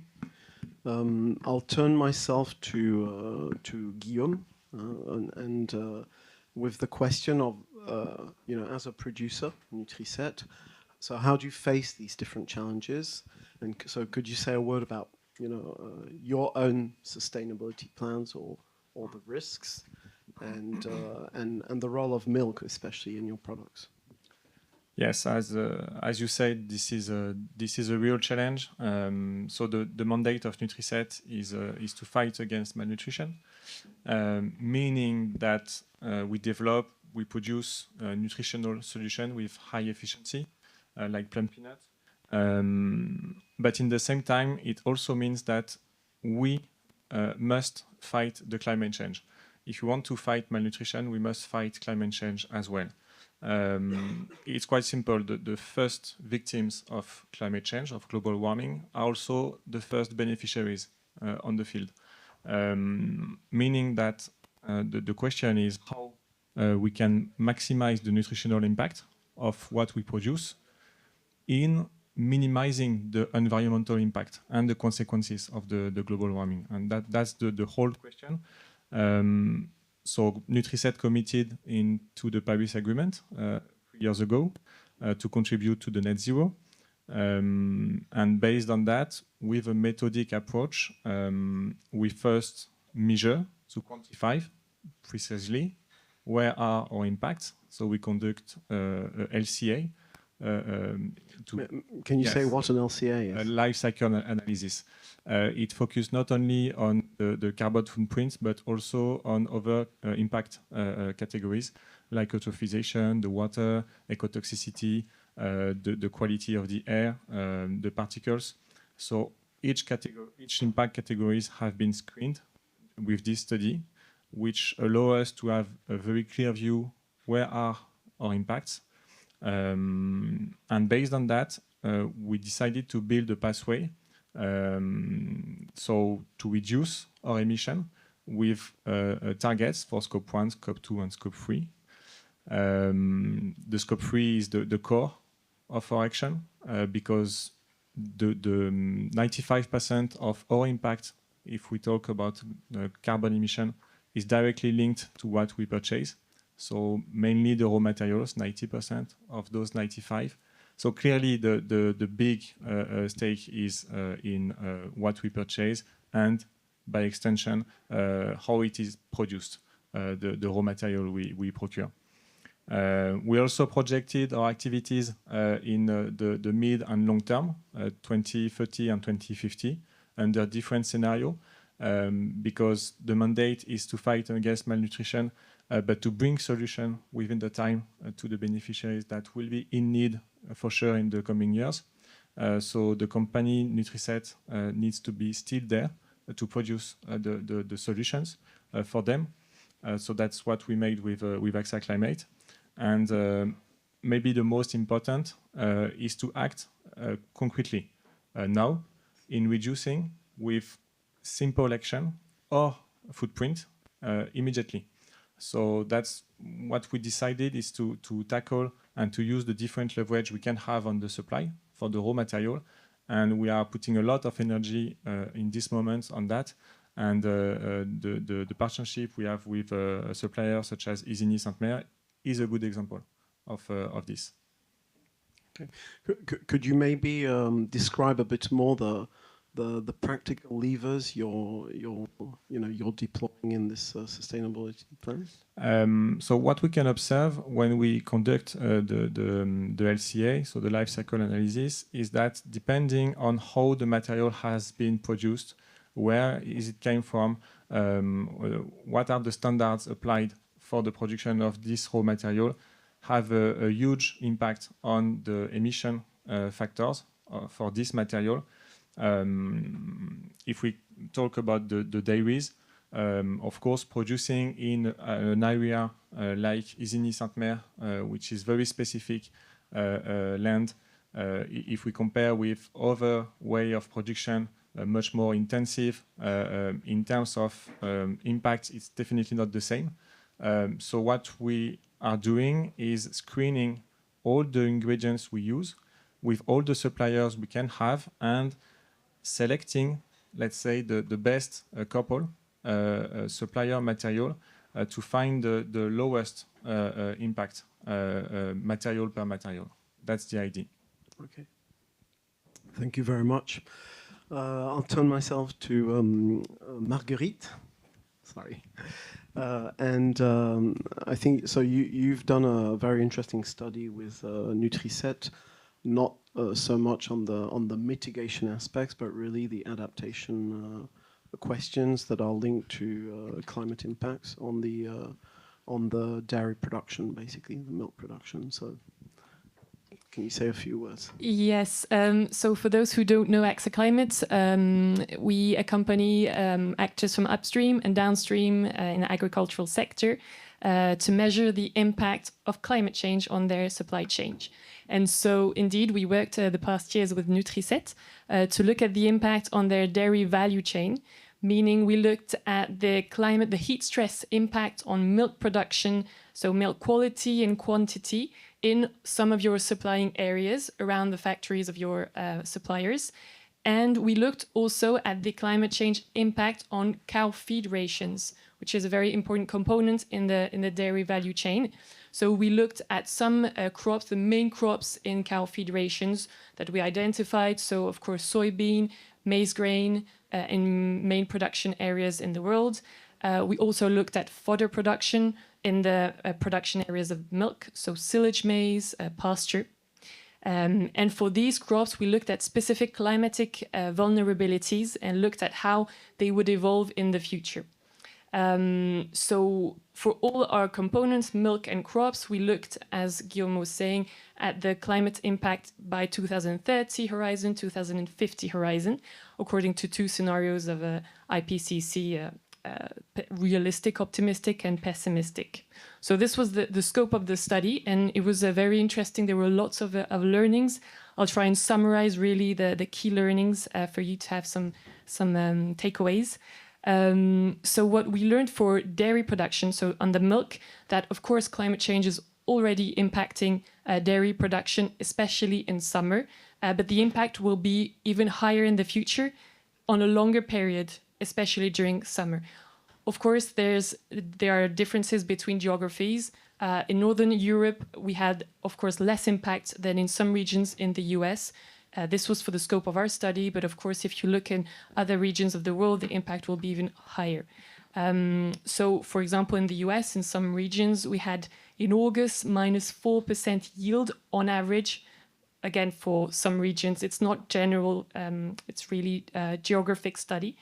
And so this is on average in August, but you have to take into account that there will be some heat waves during August, and so impacts will be even higher at some days or weeks.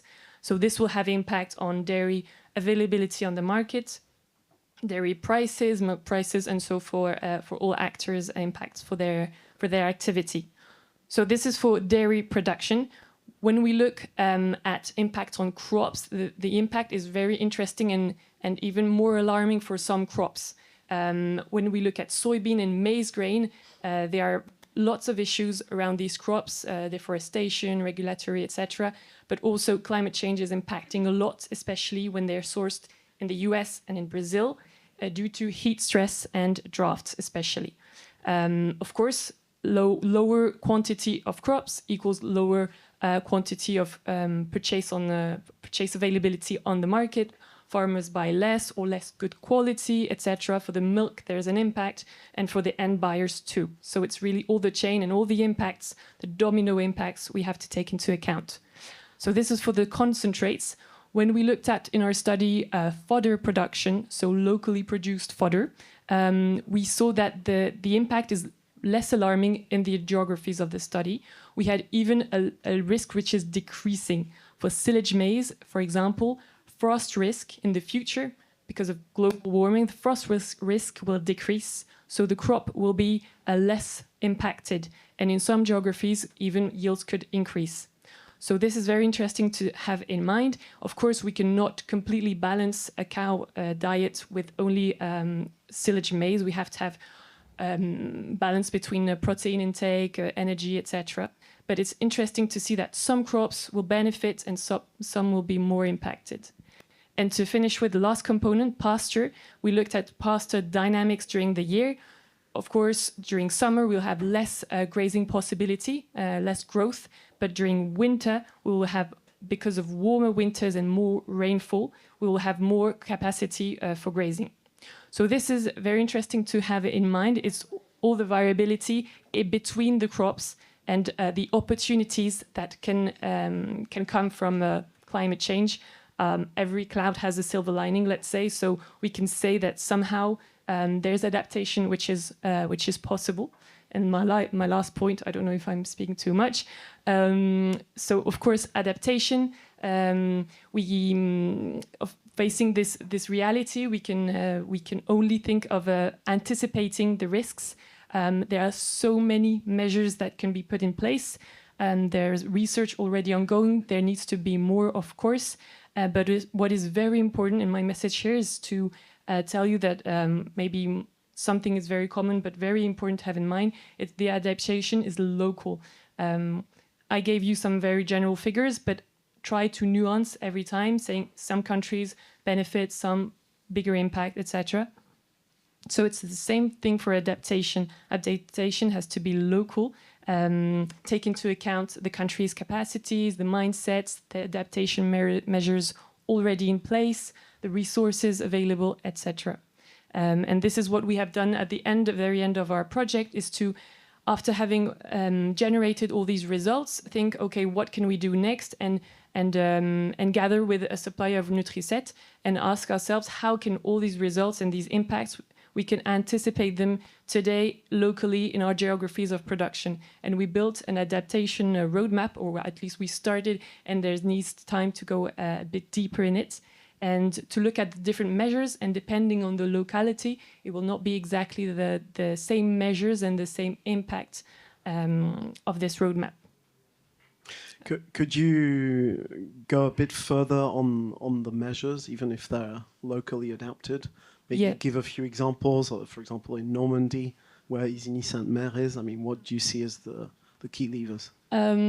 I would say that we are not experts in exactly telling you what to do in Normandy. I think you know better than me the answer. But our role is really to help actors gather and sit around the same table and think. And of course, we have agricultural experts who make lists of everything that exists and recommend. But then the importance is to really do something locally with the stakeholders that will have the capacity to put in place the adaptation methods. Okay. No, good. So I think we've seen with Henri that of course the needs are expected to grow, and there's an obligation to try to address and prevent more malnutrition. That it's a growing part of actually your own footprint, the products you use. We've seen with you that Nutriset has taken commitments, is working on a sustainability plan, and that actually raw materials represent almost 95% of your own footprint. We've seen with you that there are climate adaptation challenges which are going to impact producers, but they're very locally driven, and there are different levers that can be that can help to, I would say, protect production yields, notably.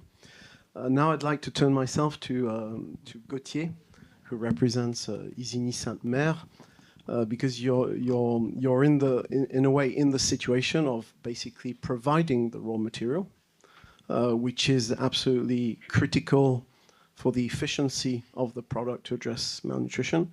But you're also, as a producer, you also have an environmental impact, and you contribute to emissions with all other actors in society.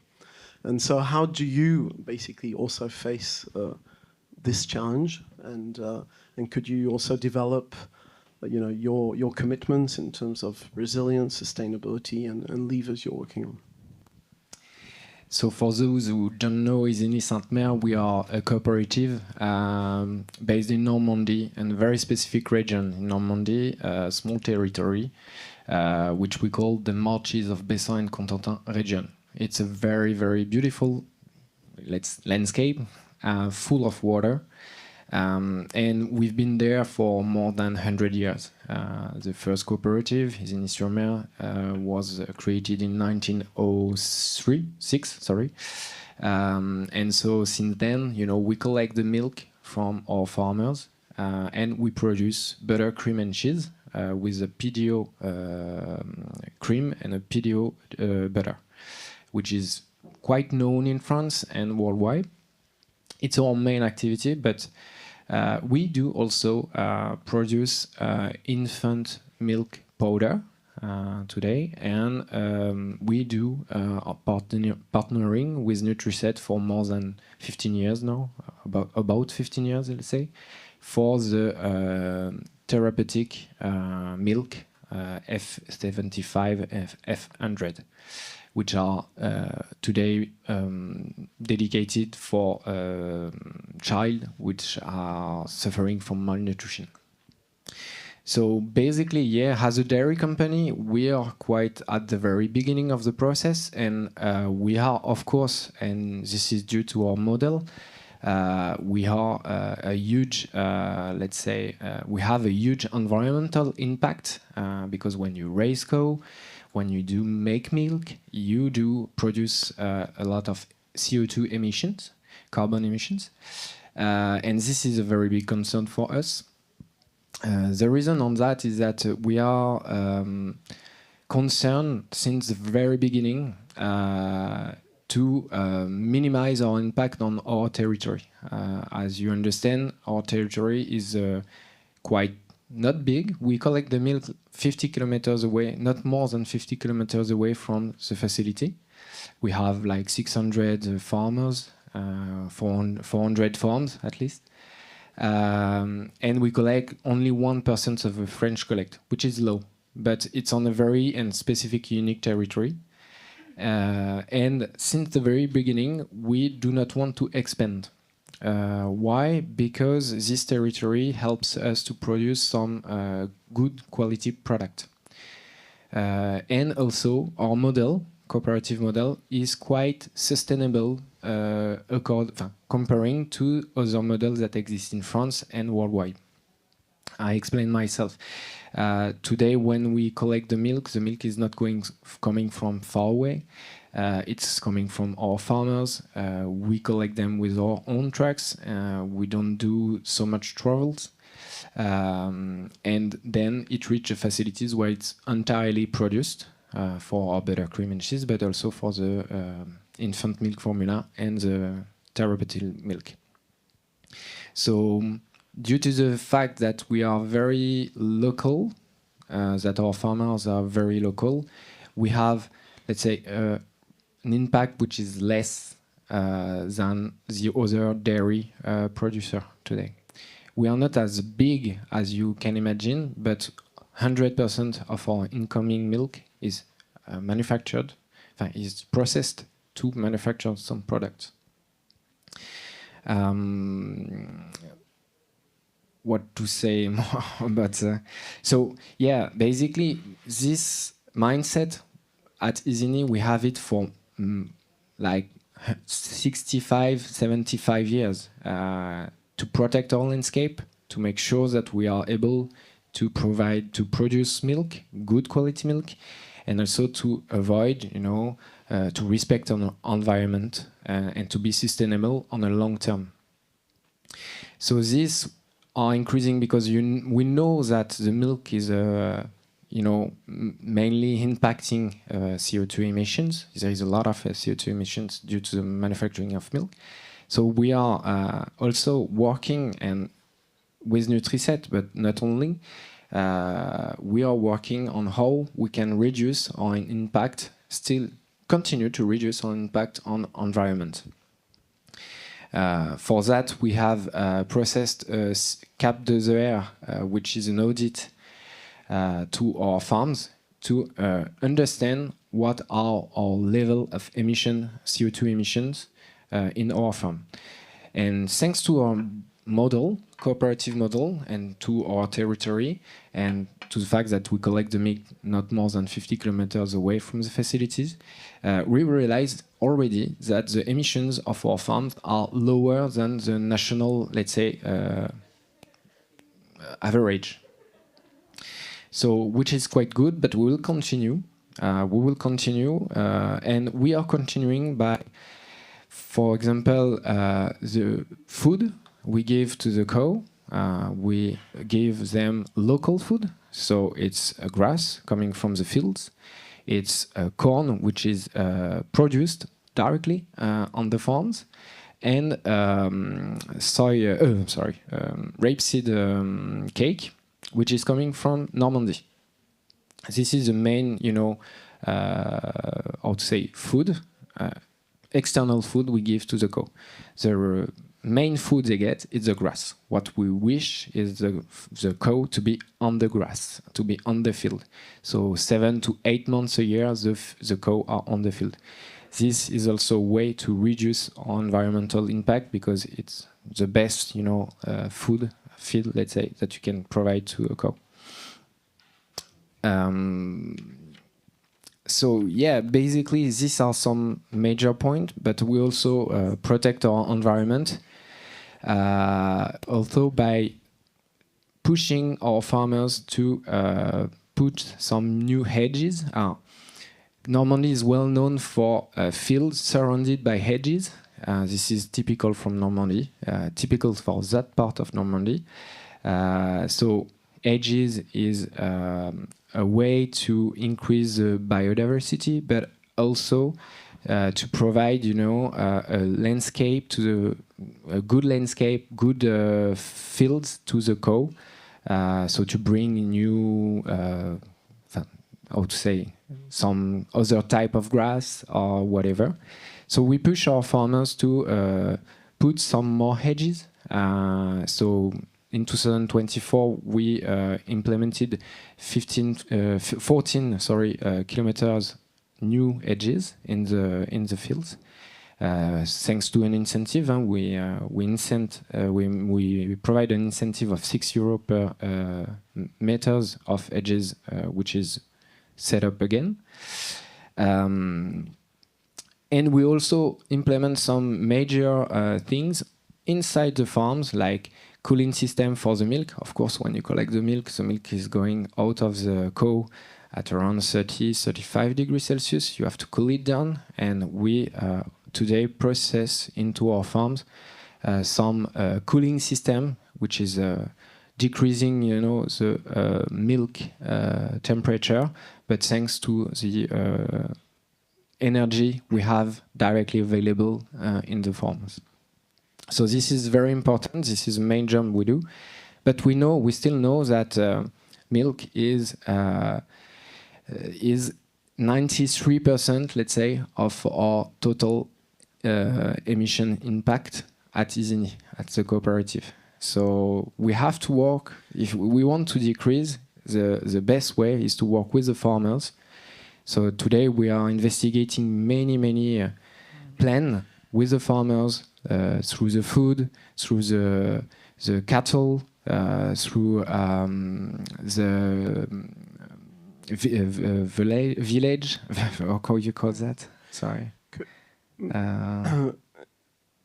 Through many various way to increase, to decrease, of course, emission of CO2 by raising the cows and so on. Yeah. Maybe a question to you. I think Isigny-Sainte-Mère is going through the process of certification of Science-Based Target Initiative. Yes. Which is, one of the main references for companies, basically, in their efforts of decarbonization. Could you say a word on maybe this process? What commitments you're considering? Because it's based usually on quantitative commitments. And maybe the key levers. So yeah, in 2022 we started the SBTi trajectory. So to fix, a target to reduce our CO2 emissions. We are still in the process in the SBTi, so it's a long audit and a long process. But today, in the SBTIs, you have 3 different scopes. The first scope is what you can actually do on yourself, on your company. So this is, very short scope for us, because inside the company, inside the cooperative, we're already implementing various things to reduce our water consumption, heat consumption, electricity consumption. So this, we are constantly working on it through investment. Then you have the second scope, which is partially linked, let's say, to the company.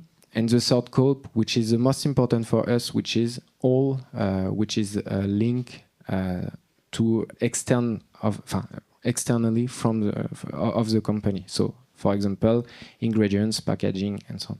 And here, it's our main target today. It's to work on this scope 3, on these ingredients, incoming ingredients, so the milk ingredients for food, for infant milk formula. How to reduce through this incoming our impact.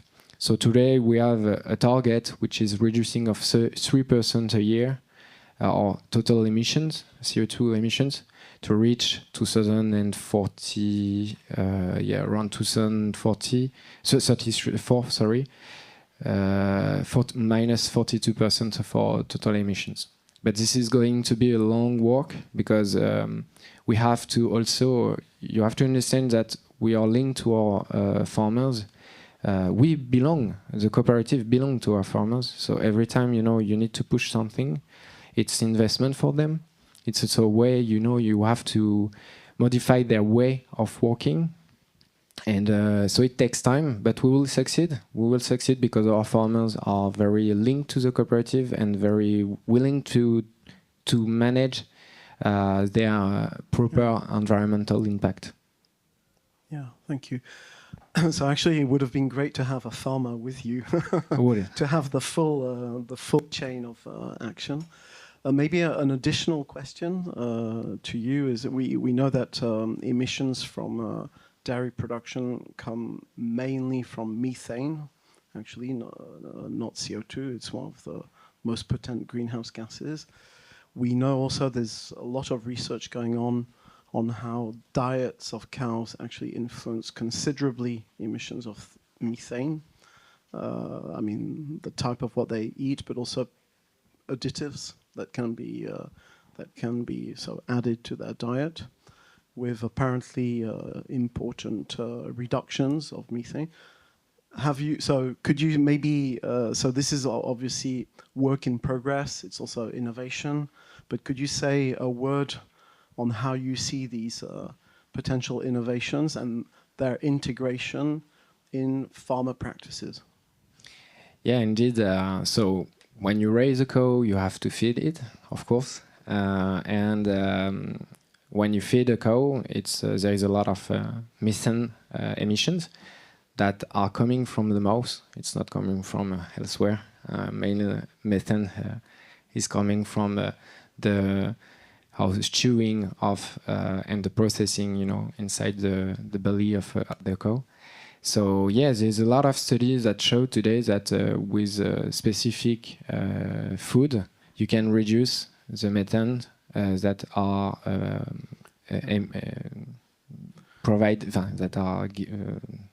emitted by the cow. Thank you. Today we focus still again on the local. So what we believe is that the cow have to be on the pasture, so on the fields, 7-8 months a year, and the rest of the time when we have to food supplement them or to give food, external food, we provide so corn, rapeseed cake, and grass which has been cutted from the field. But we know that today a lot of studies show that if you process it with some seaweeds, yeah, or some additional food, like specific food supplement, let's say. I know that DSM is always in this way today, working on this way. You can reduce constantly the methane. We think about it. The main impact for us is the cost for our farmers, because when you go to that way of feeding, new way of feeding cow, of course it's more costly, and also it's very hard to find it locally. So we still balance, we still study it, we still process it on how we can support our farmers to move on with specific nutrition to reduce the methane emissions from the cow, which is kind of hard, but we will succeed. And I think we have in Normandy a good way, a good place, because studies show today linseed.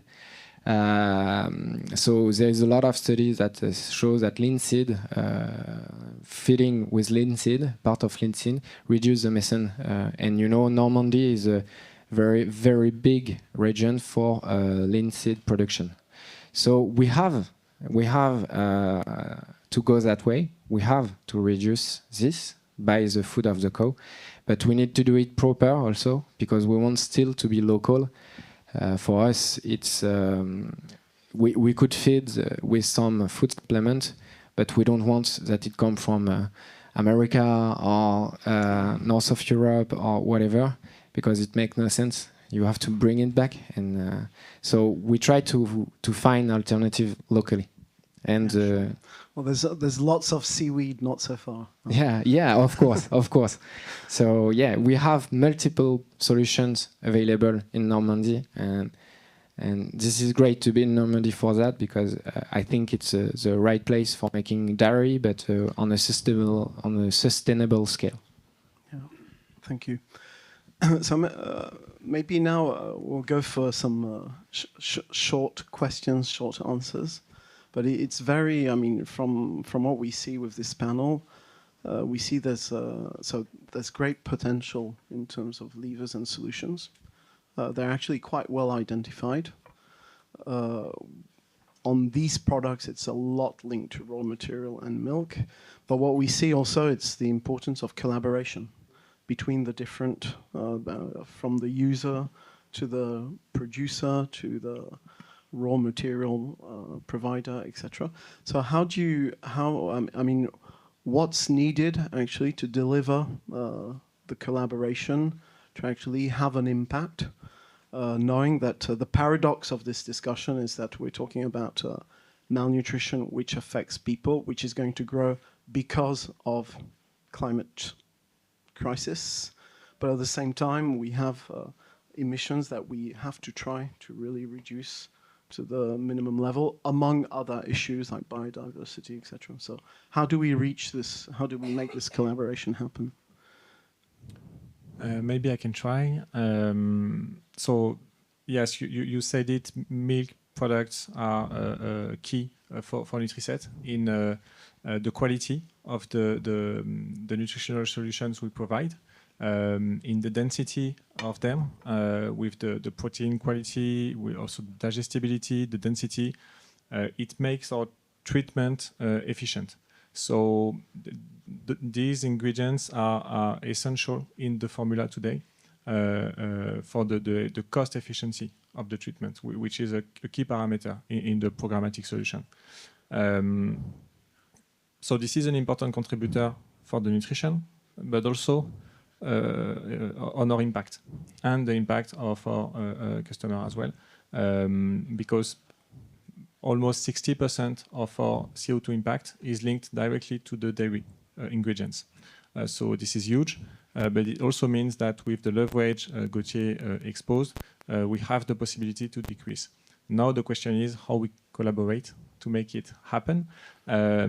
So most of the suppliers are at the start point of the journey to reduce the carbon footprint. There are lots of leverage, but needs to be activated because of investment needed, because of changing practices at farm level, which is not always so easy as paperwork, let's say. And the Nutriset action aims in so working with the best-in-class supplier. So we are doing that through Isigny with the therapeutic milks, but also stimulate the change with the other suppliers. my ideal would be to have the choice between dozens of suppliers that are committed in reducing their impact and delivering this reduction years after years. And today, unfortunately, this is not the case due to lack of investment, due to maybe a lack of priority for those suppliers. But we have to say that today we didn't have so many choices on the supply chain to work with let's say, the best in class that are delivering the targets. So stimulate the other suppliers. Of course, advocate for investment specifically in this dairy supply chain from farm to the beneficiary, because we understood that everything almost is on a farm level. So we need to understand what happened on farm level and what needs to be changed, and to focus, let's say, the investment on that changes specifically, because in the end, the cost efficiency of our solution needs to remain competitive for the beneficiaries to provide as many as sachets as we can. That's our goal, let's say, in reducing the impact. And the equation is difficult, but in activating the good levels and stimulating with other suppliers, of course, the competition will set. And I truly hope that we will have keep access to affordable dairy products to maintain the competitivity of our solution. Yeah. So the cost issue is obviously coming very quickly, and so I'd like to ask maybe you but also Henri, who represents the demand of products. So how is there a meeting point? Because we just discussed about the levers, the fact that they can have an important potential of reduction. They may come at a certain cost, but we're not talking, apparently, from the studies that have been produced on additives for methane reduction. They don't seem to have major cost impacts. We're talking about relatively small cost impact. So what can be done here because the farmers have legitimate concerns, you have concerns, the side of the demand is concerned by the fact that if you pay more, potentially you help less children. So what's the meeting point here? I will try this one. So just to complement what Guillaume was saying before, as a dairy manufacturer, also what is in our partnership, what is good, it's a challenge. We've been challenging many times by Nutriset on this point, and the cooperative philosophy of 𝙤𝙤𝙤𝙤𝙤 is always to work closely with its sales partners in order, to make it better. And this is important for us because if we consider Nutriset, they are really here to challenge us and to go deeper on this subject, and we like this, and we will continue for this. In terms of cost, of course, it's always balance. We are here for farmers, so we collect the milk of our farmers, so you have to pay them well. Otherwise, you don't have the quality you expect for, and you make them angry. And you know how hard it is today to produce milk in France and worldwide. It's costly. It's a lot of people on the fields, day-to-day fields, and they don't get paid so well. So 𝙤𝙤𝙤𝙤 has a specific approach, is that we want to pay them as much as it's possible. So we don't look at what is going on in France in terms of price. We try just to be there to supporting them. So there is some solutions, and these solutions are optimization. So first of all, as a manufacturer, we have a lot of optimization, industrial optimization to do on site to reduce our cost. Let's say that the more ingredients, the more milk you process, and the best way you process it, then the cost will lower down. And then also we will also make this effort through the farmers through incentive, but not only. We do hope that some associations, some public finance program will support also this in the long-term run to provide the farmers sufficient support to invest and, of course, go with some solutions which can be slightly more expensive, let's say, more expensive, but good at least for the decrease of emissions into their business, into their activity. Thank you. Henri? Oui, merci. Je pense que collectivement, il faut optimiser chaque marge où on peut gagner de l'efficience le long de la chaîne. Pour nous qui sommes utilisateurs de première ligne, la première, c'est optimiser l'efficience de chaque sachet, par exemple, de RUTF. Nous, ça fait plusieurs années, depuis 2017, qu'on teste des projets d'optimisation des protocoles et de simplification des protocoles de prise en charge de la malnutrition aiguë. Ça veut dire quoi? Ça veut dire essayer de dépister et prendre en charge plus tôt les cas de malnutrition aiguë pour optimiser les ressources, prendre plus d'enfants en charge et limiter le nombre d'enfants qui vont glisser vers les formes les plus compliquées qui vont nécessiter une hospitalisation, par exemple. Et donc, en fait, on fait des gains d'efficience, de ressources, et ça veut dire qu'avec le même nombre de sachets, on peut prendre en charge et prévenir la malnutrition de plus d'enfants. Donc c'est une manière, dans une économie, une fois de plus, qui est contrainte, celle de la lutte contre la malnutrition, d'optimiser les moyens qu'on a et les ressources qu'on a. Ça a un impact évidemment collatéral en termes d'émissions si on arrive à élargir et généraliser ces protocoles simplifiés, ce qui n'est pas encore le cas. Mais c'est efficace. Le deuxième champ, et qu'il ne faut pas oublier quand on parle d'adaptation face à un monde à plus 2, plus 3 degrés, c'est aussi s'assurer d'adapter et de contribuer à adapter le point de service, c'est-à-dire au niveau des pays d'intervention, que les centres de santé, les hôpitaux de district, là où vous allez trouver le produit et les soignants pour prendre en charge les patients, qu'ils s'adaptent et qu'ils soient plus robustes face au choc climatique.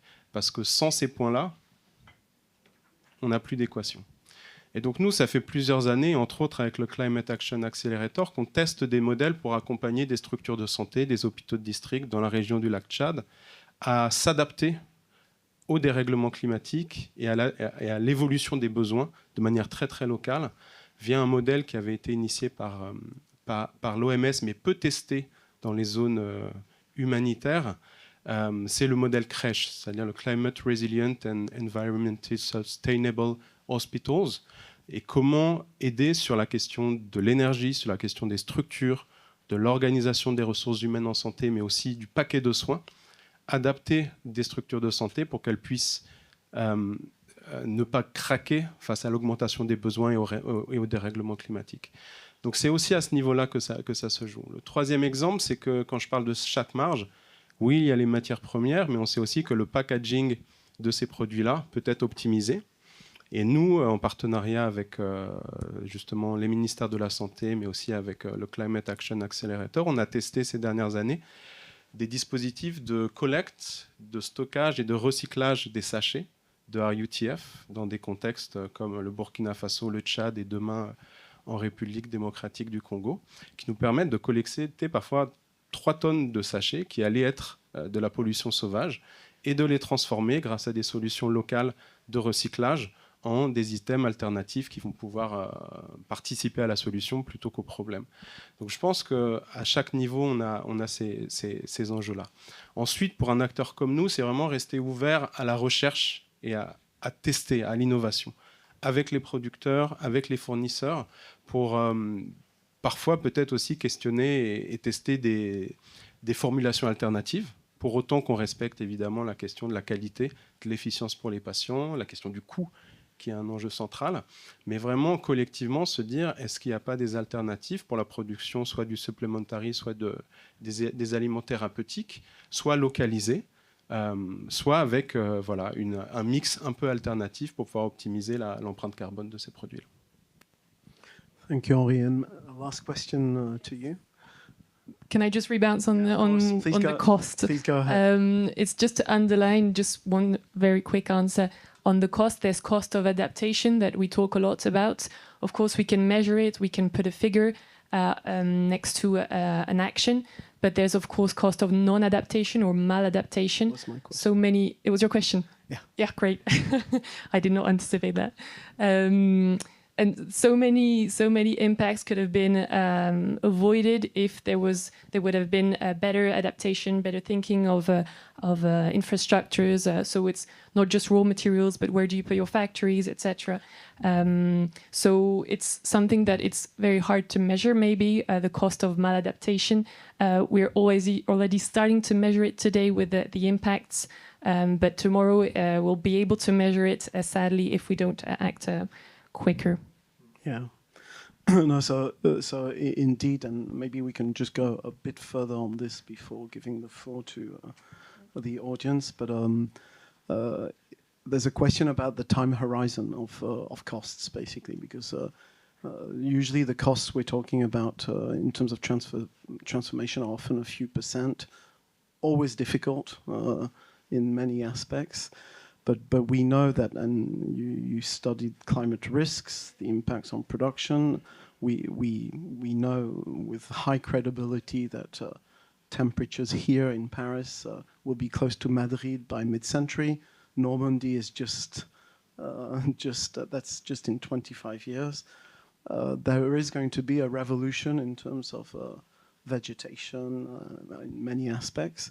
So when we look at costs today versus costs tomorrow, how do we basically work on actually making the arbitrations which actually help us to do right choices with all the consequences?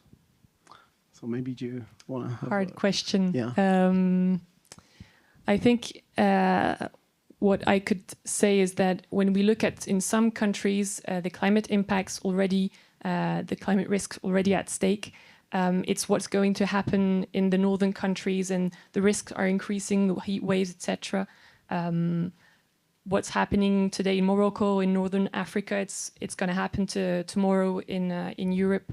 So it could be a sad way to estimate the impact in some countries by comparing the risks that are already at stake in some countries. But it's very hard to say exactly how to balance, how much money to put for diminishing how much risk.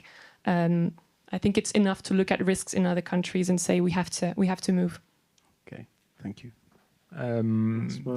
There is also the point to consider not only the cost but the investment.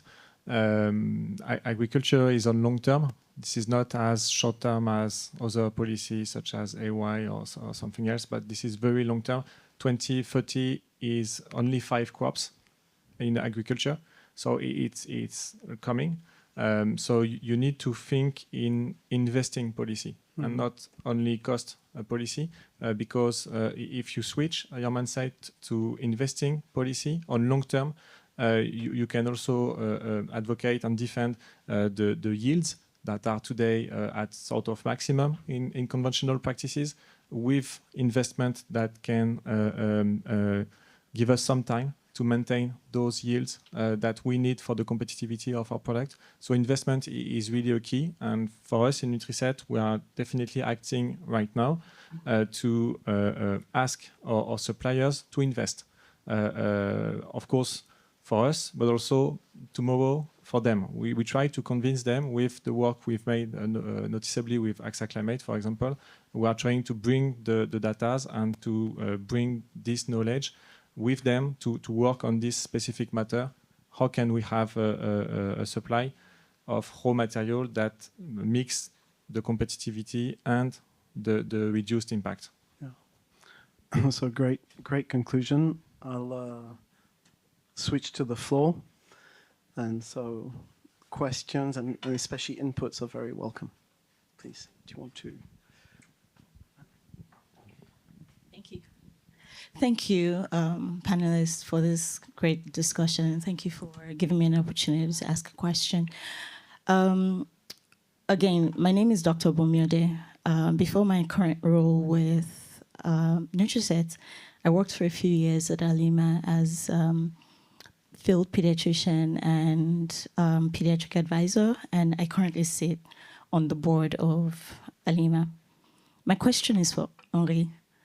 Because I'm so intimately involved with Alima, I guess it's a shared reflection. But Alima is not just a user of the product. We're so witnesses to the ground effects of climate change.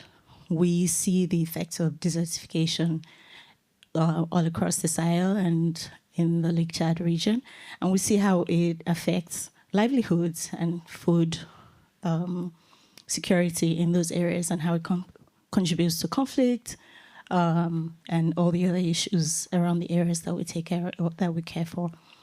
My question for you is that, do you see a role for Alima and other organizations like ours to be witnesses, to testify, to put pressure and advocacy upstream all along the supply chain to bring more attention and more, just more work to the idea of reducing activities that increase climate change?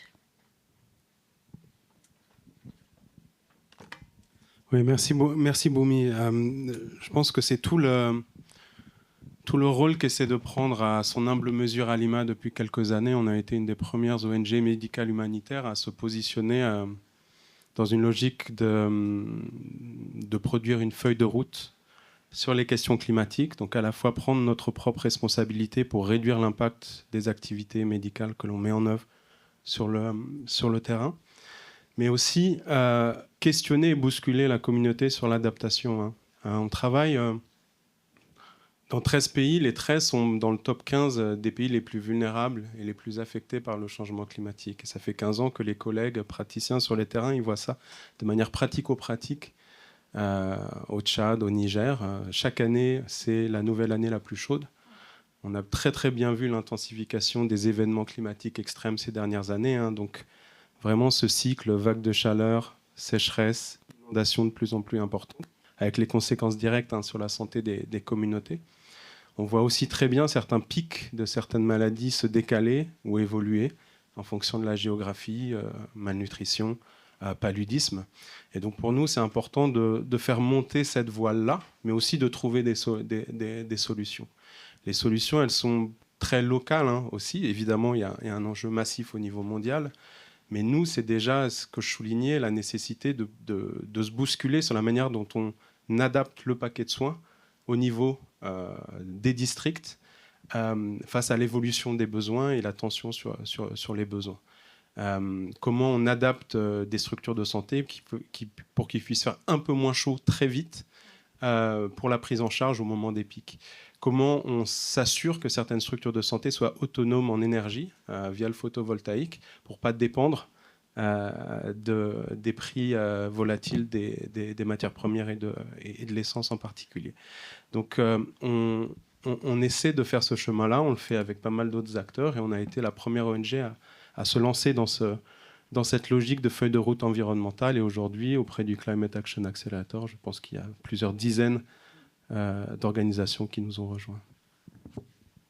Thanks for your question, which puts back the importance of witnessing of the current emergency and why and there's sometimes a discrepancy between long-term approaches on climate policy, which is, as you say, it needs investment, etc., and the reality of a situation on the ground, which is becoming harder and harder for many people.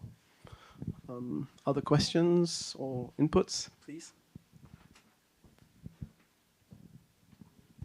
Bon, je vais parler en français cette fois-ci. Je me mets dans le cas de moi, producteur local. Dans nos environnements à nous, on a tout qui est compliqué en fait. Simplement avoir de l'énergie verte, on n'en a pas. On a le soleil qui est disponible, mais pouvoir le transformer, c'est des gros investissements. L'électricité qu'on reçoit du réseau, on va dire que c'est principalement des groupes électrogènes, quand on en a. On a ça d'une part. Industriellement, on a très peu de matières premières locales qui sont transformées, qui répondent à nos activités. Donc parfois, quand on nous parle de ça, ça va à contresens de ce que nous, on essaie de faire. Pouvoir rendre déjà un produit disponible, abordable et sauver le maximum de vies. Donc, et souvent, on se retrouve dans ce dilemme-là, en fait. C'est une vraie dichotomie pour nous de se dire, bon, on voudrait aller vers ça. C'est vrai que c'est important parce qu'on est les premiers dans nos environnements où il fait actuellement 45 degrés de pouvoir véritablement limiter cela. Mais à côté, c'est des gros investissements et on n'a pas forcément les financements pour ça. Donc, on se dit parfois, qu'est-ce qu'on doit choisir finalement si on veut avancer? On a ce coup près à chaque fois aussi où, effectivement, de plus en plus, on nous demande d'être beaucoup plus vert, entre guillemets, mais c'est très difficile dans nos conditions à nous, où ça nécessite en tout cas des financements, et qui dit financement derrière dit répercussion aussi sur les prix de vente des produits.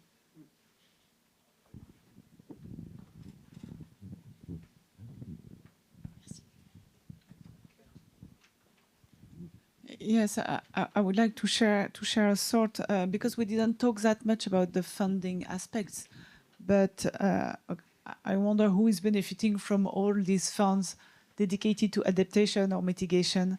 I know they do exist, but at the end of the day, where they are concretely for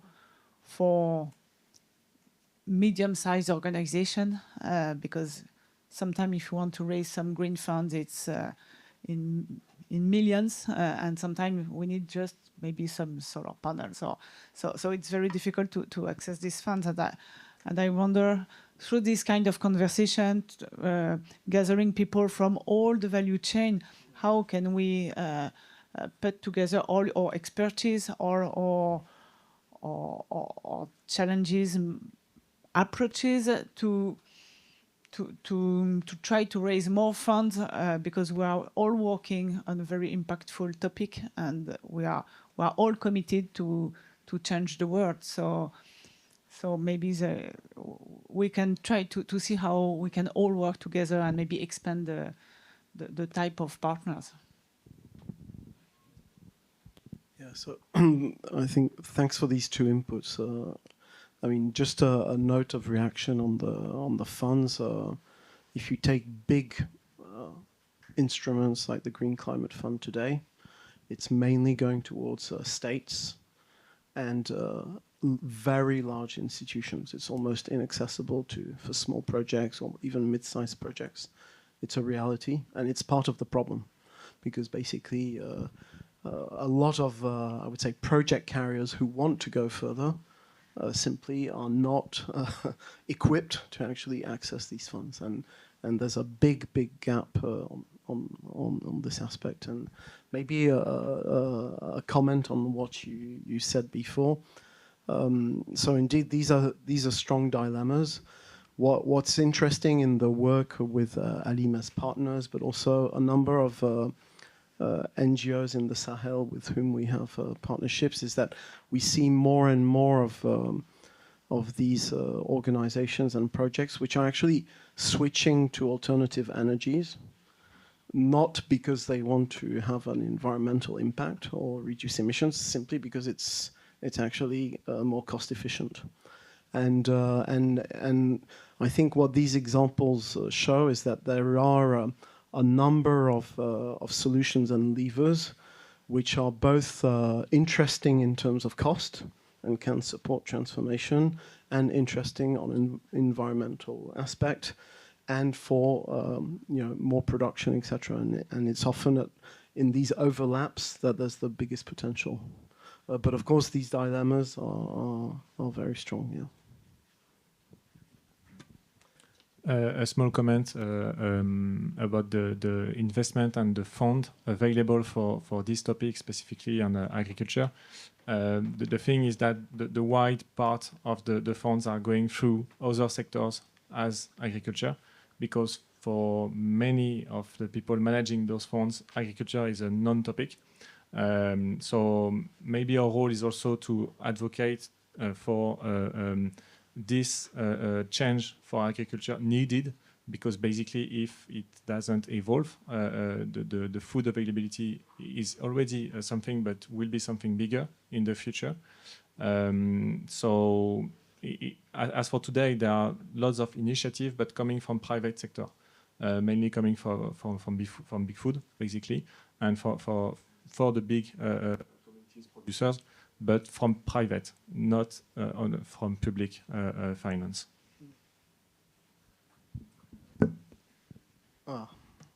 I'm told that we've reached the final gong, so so we'll stop here.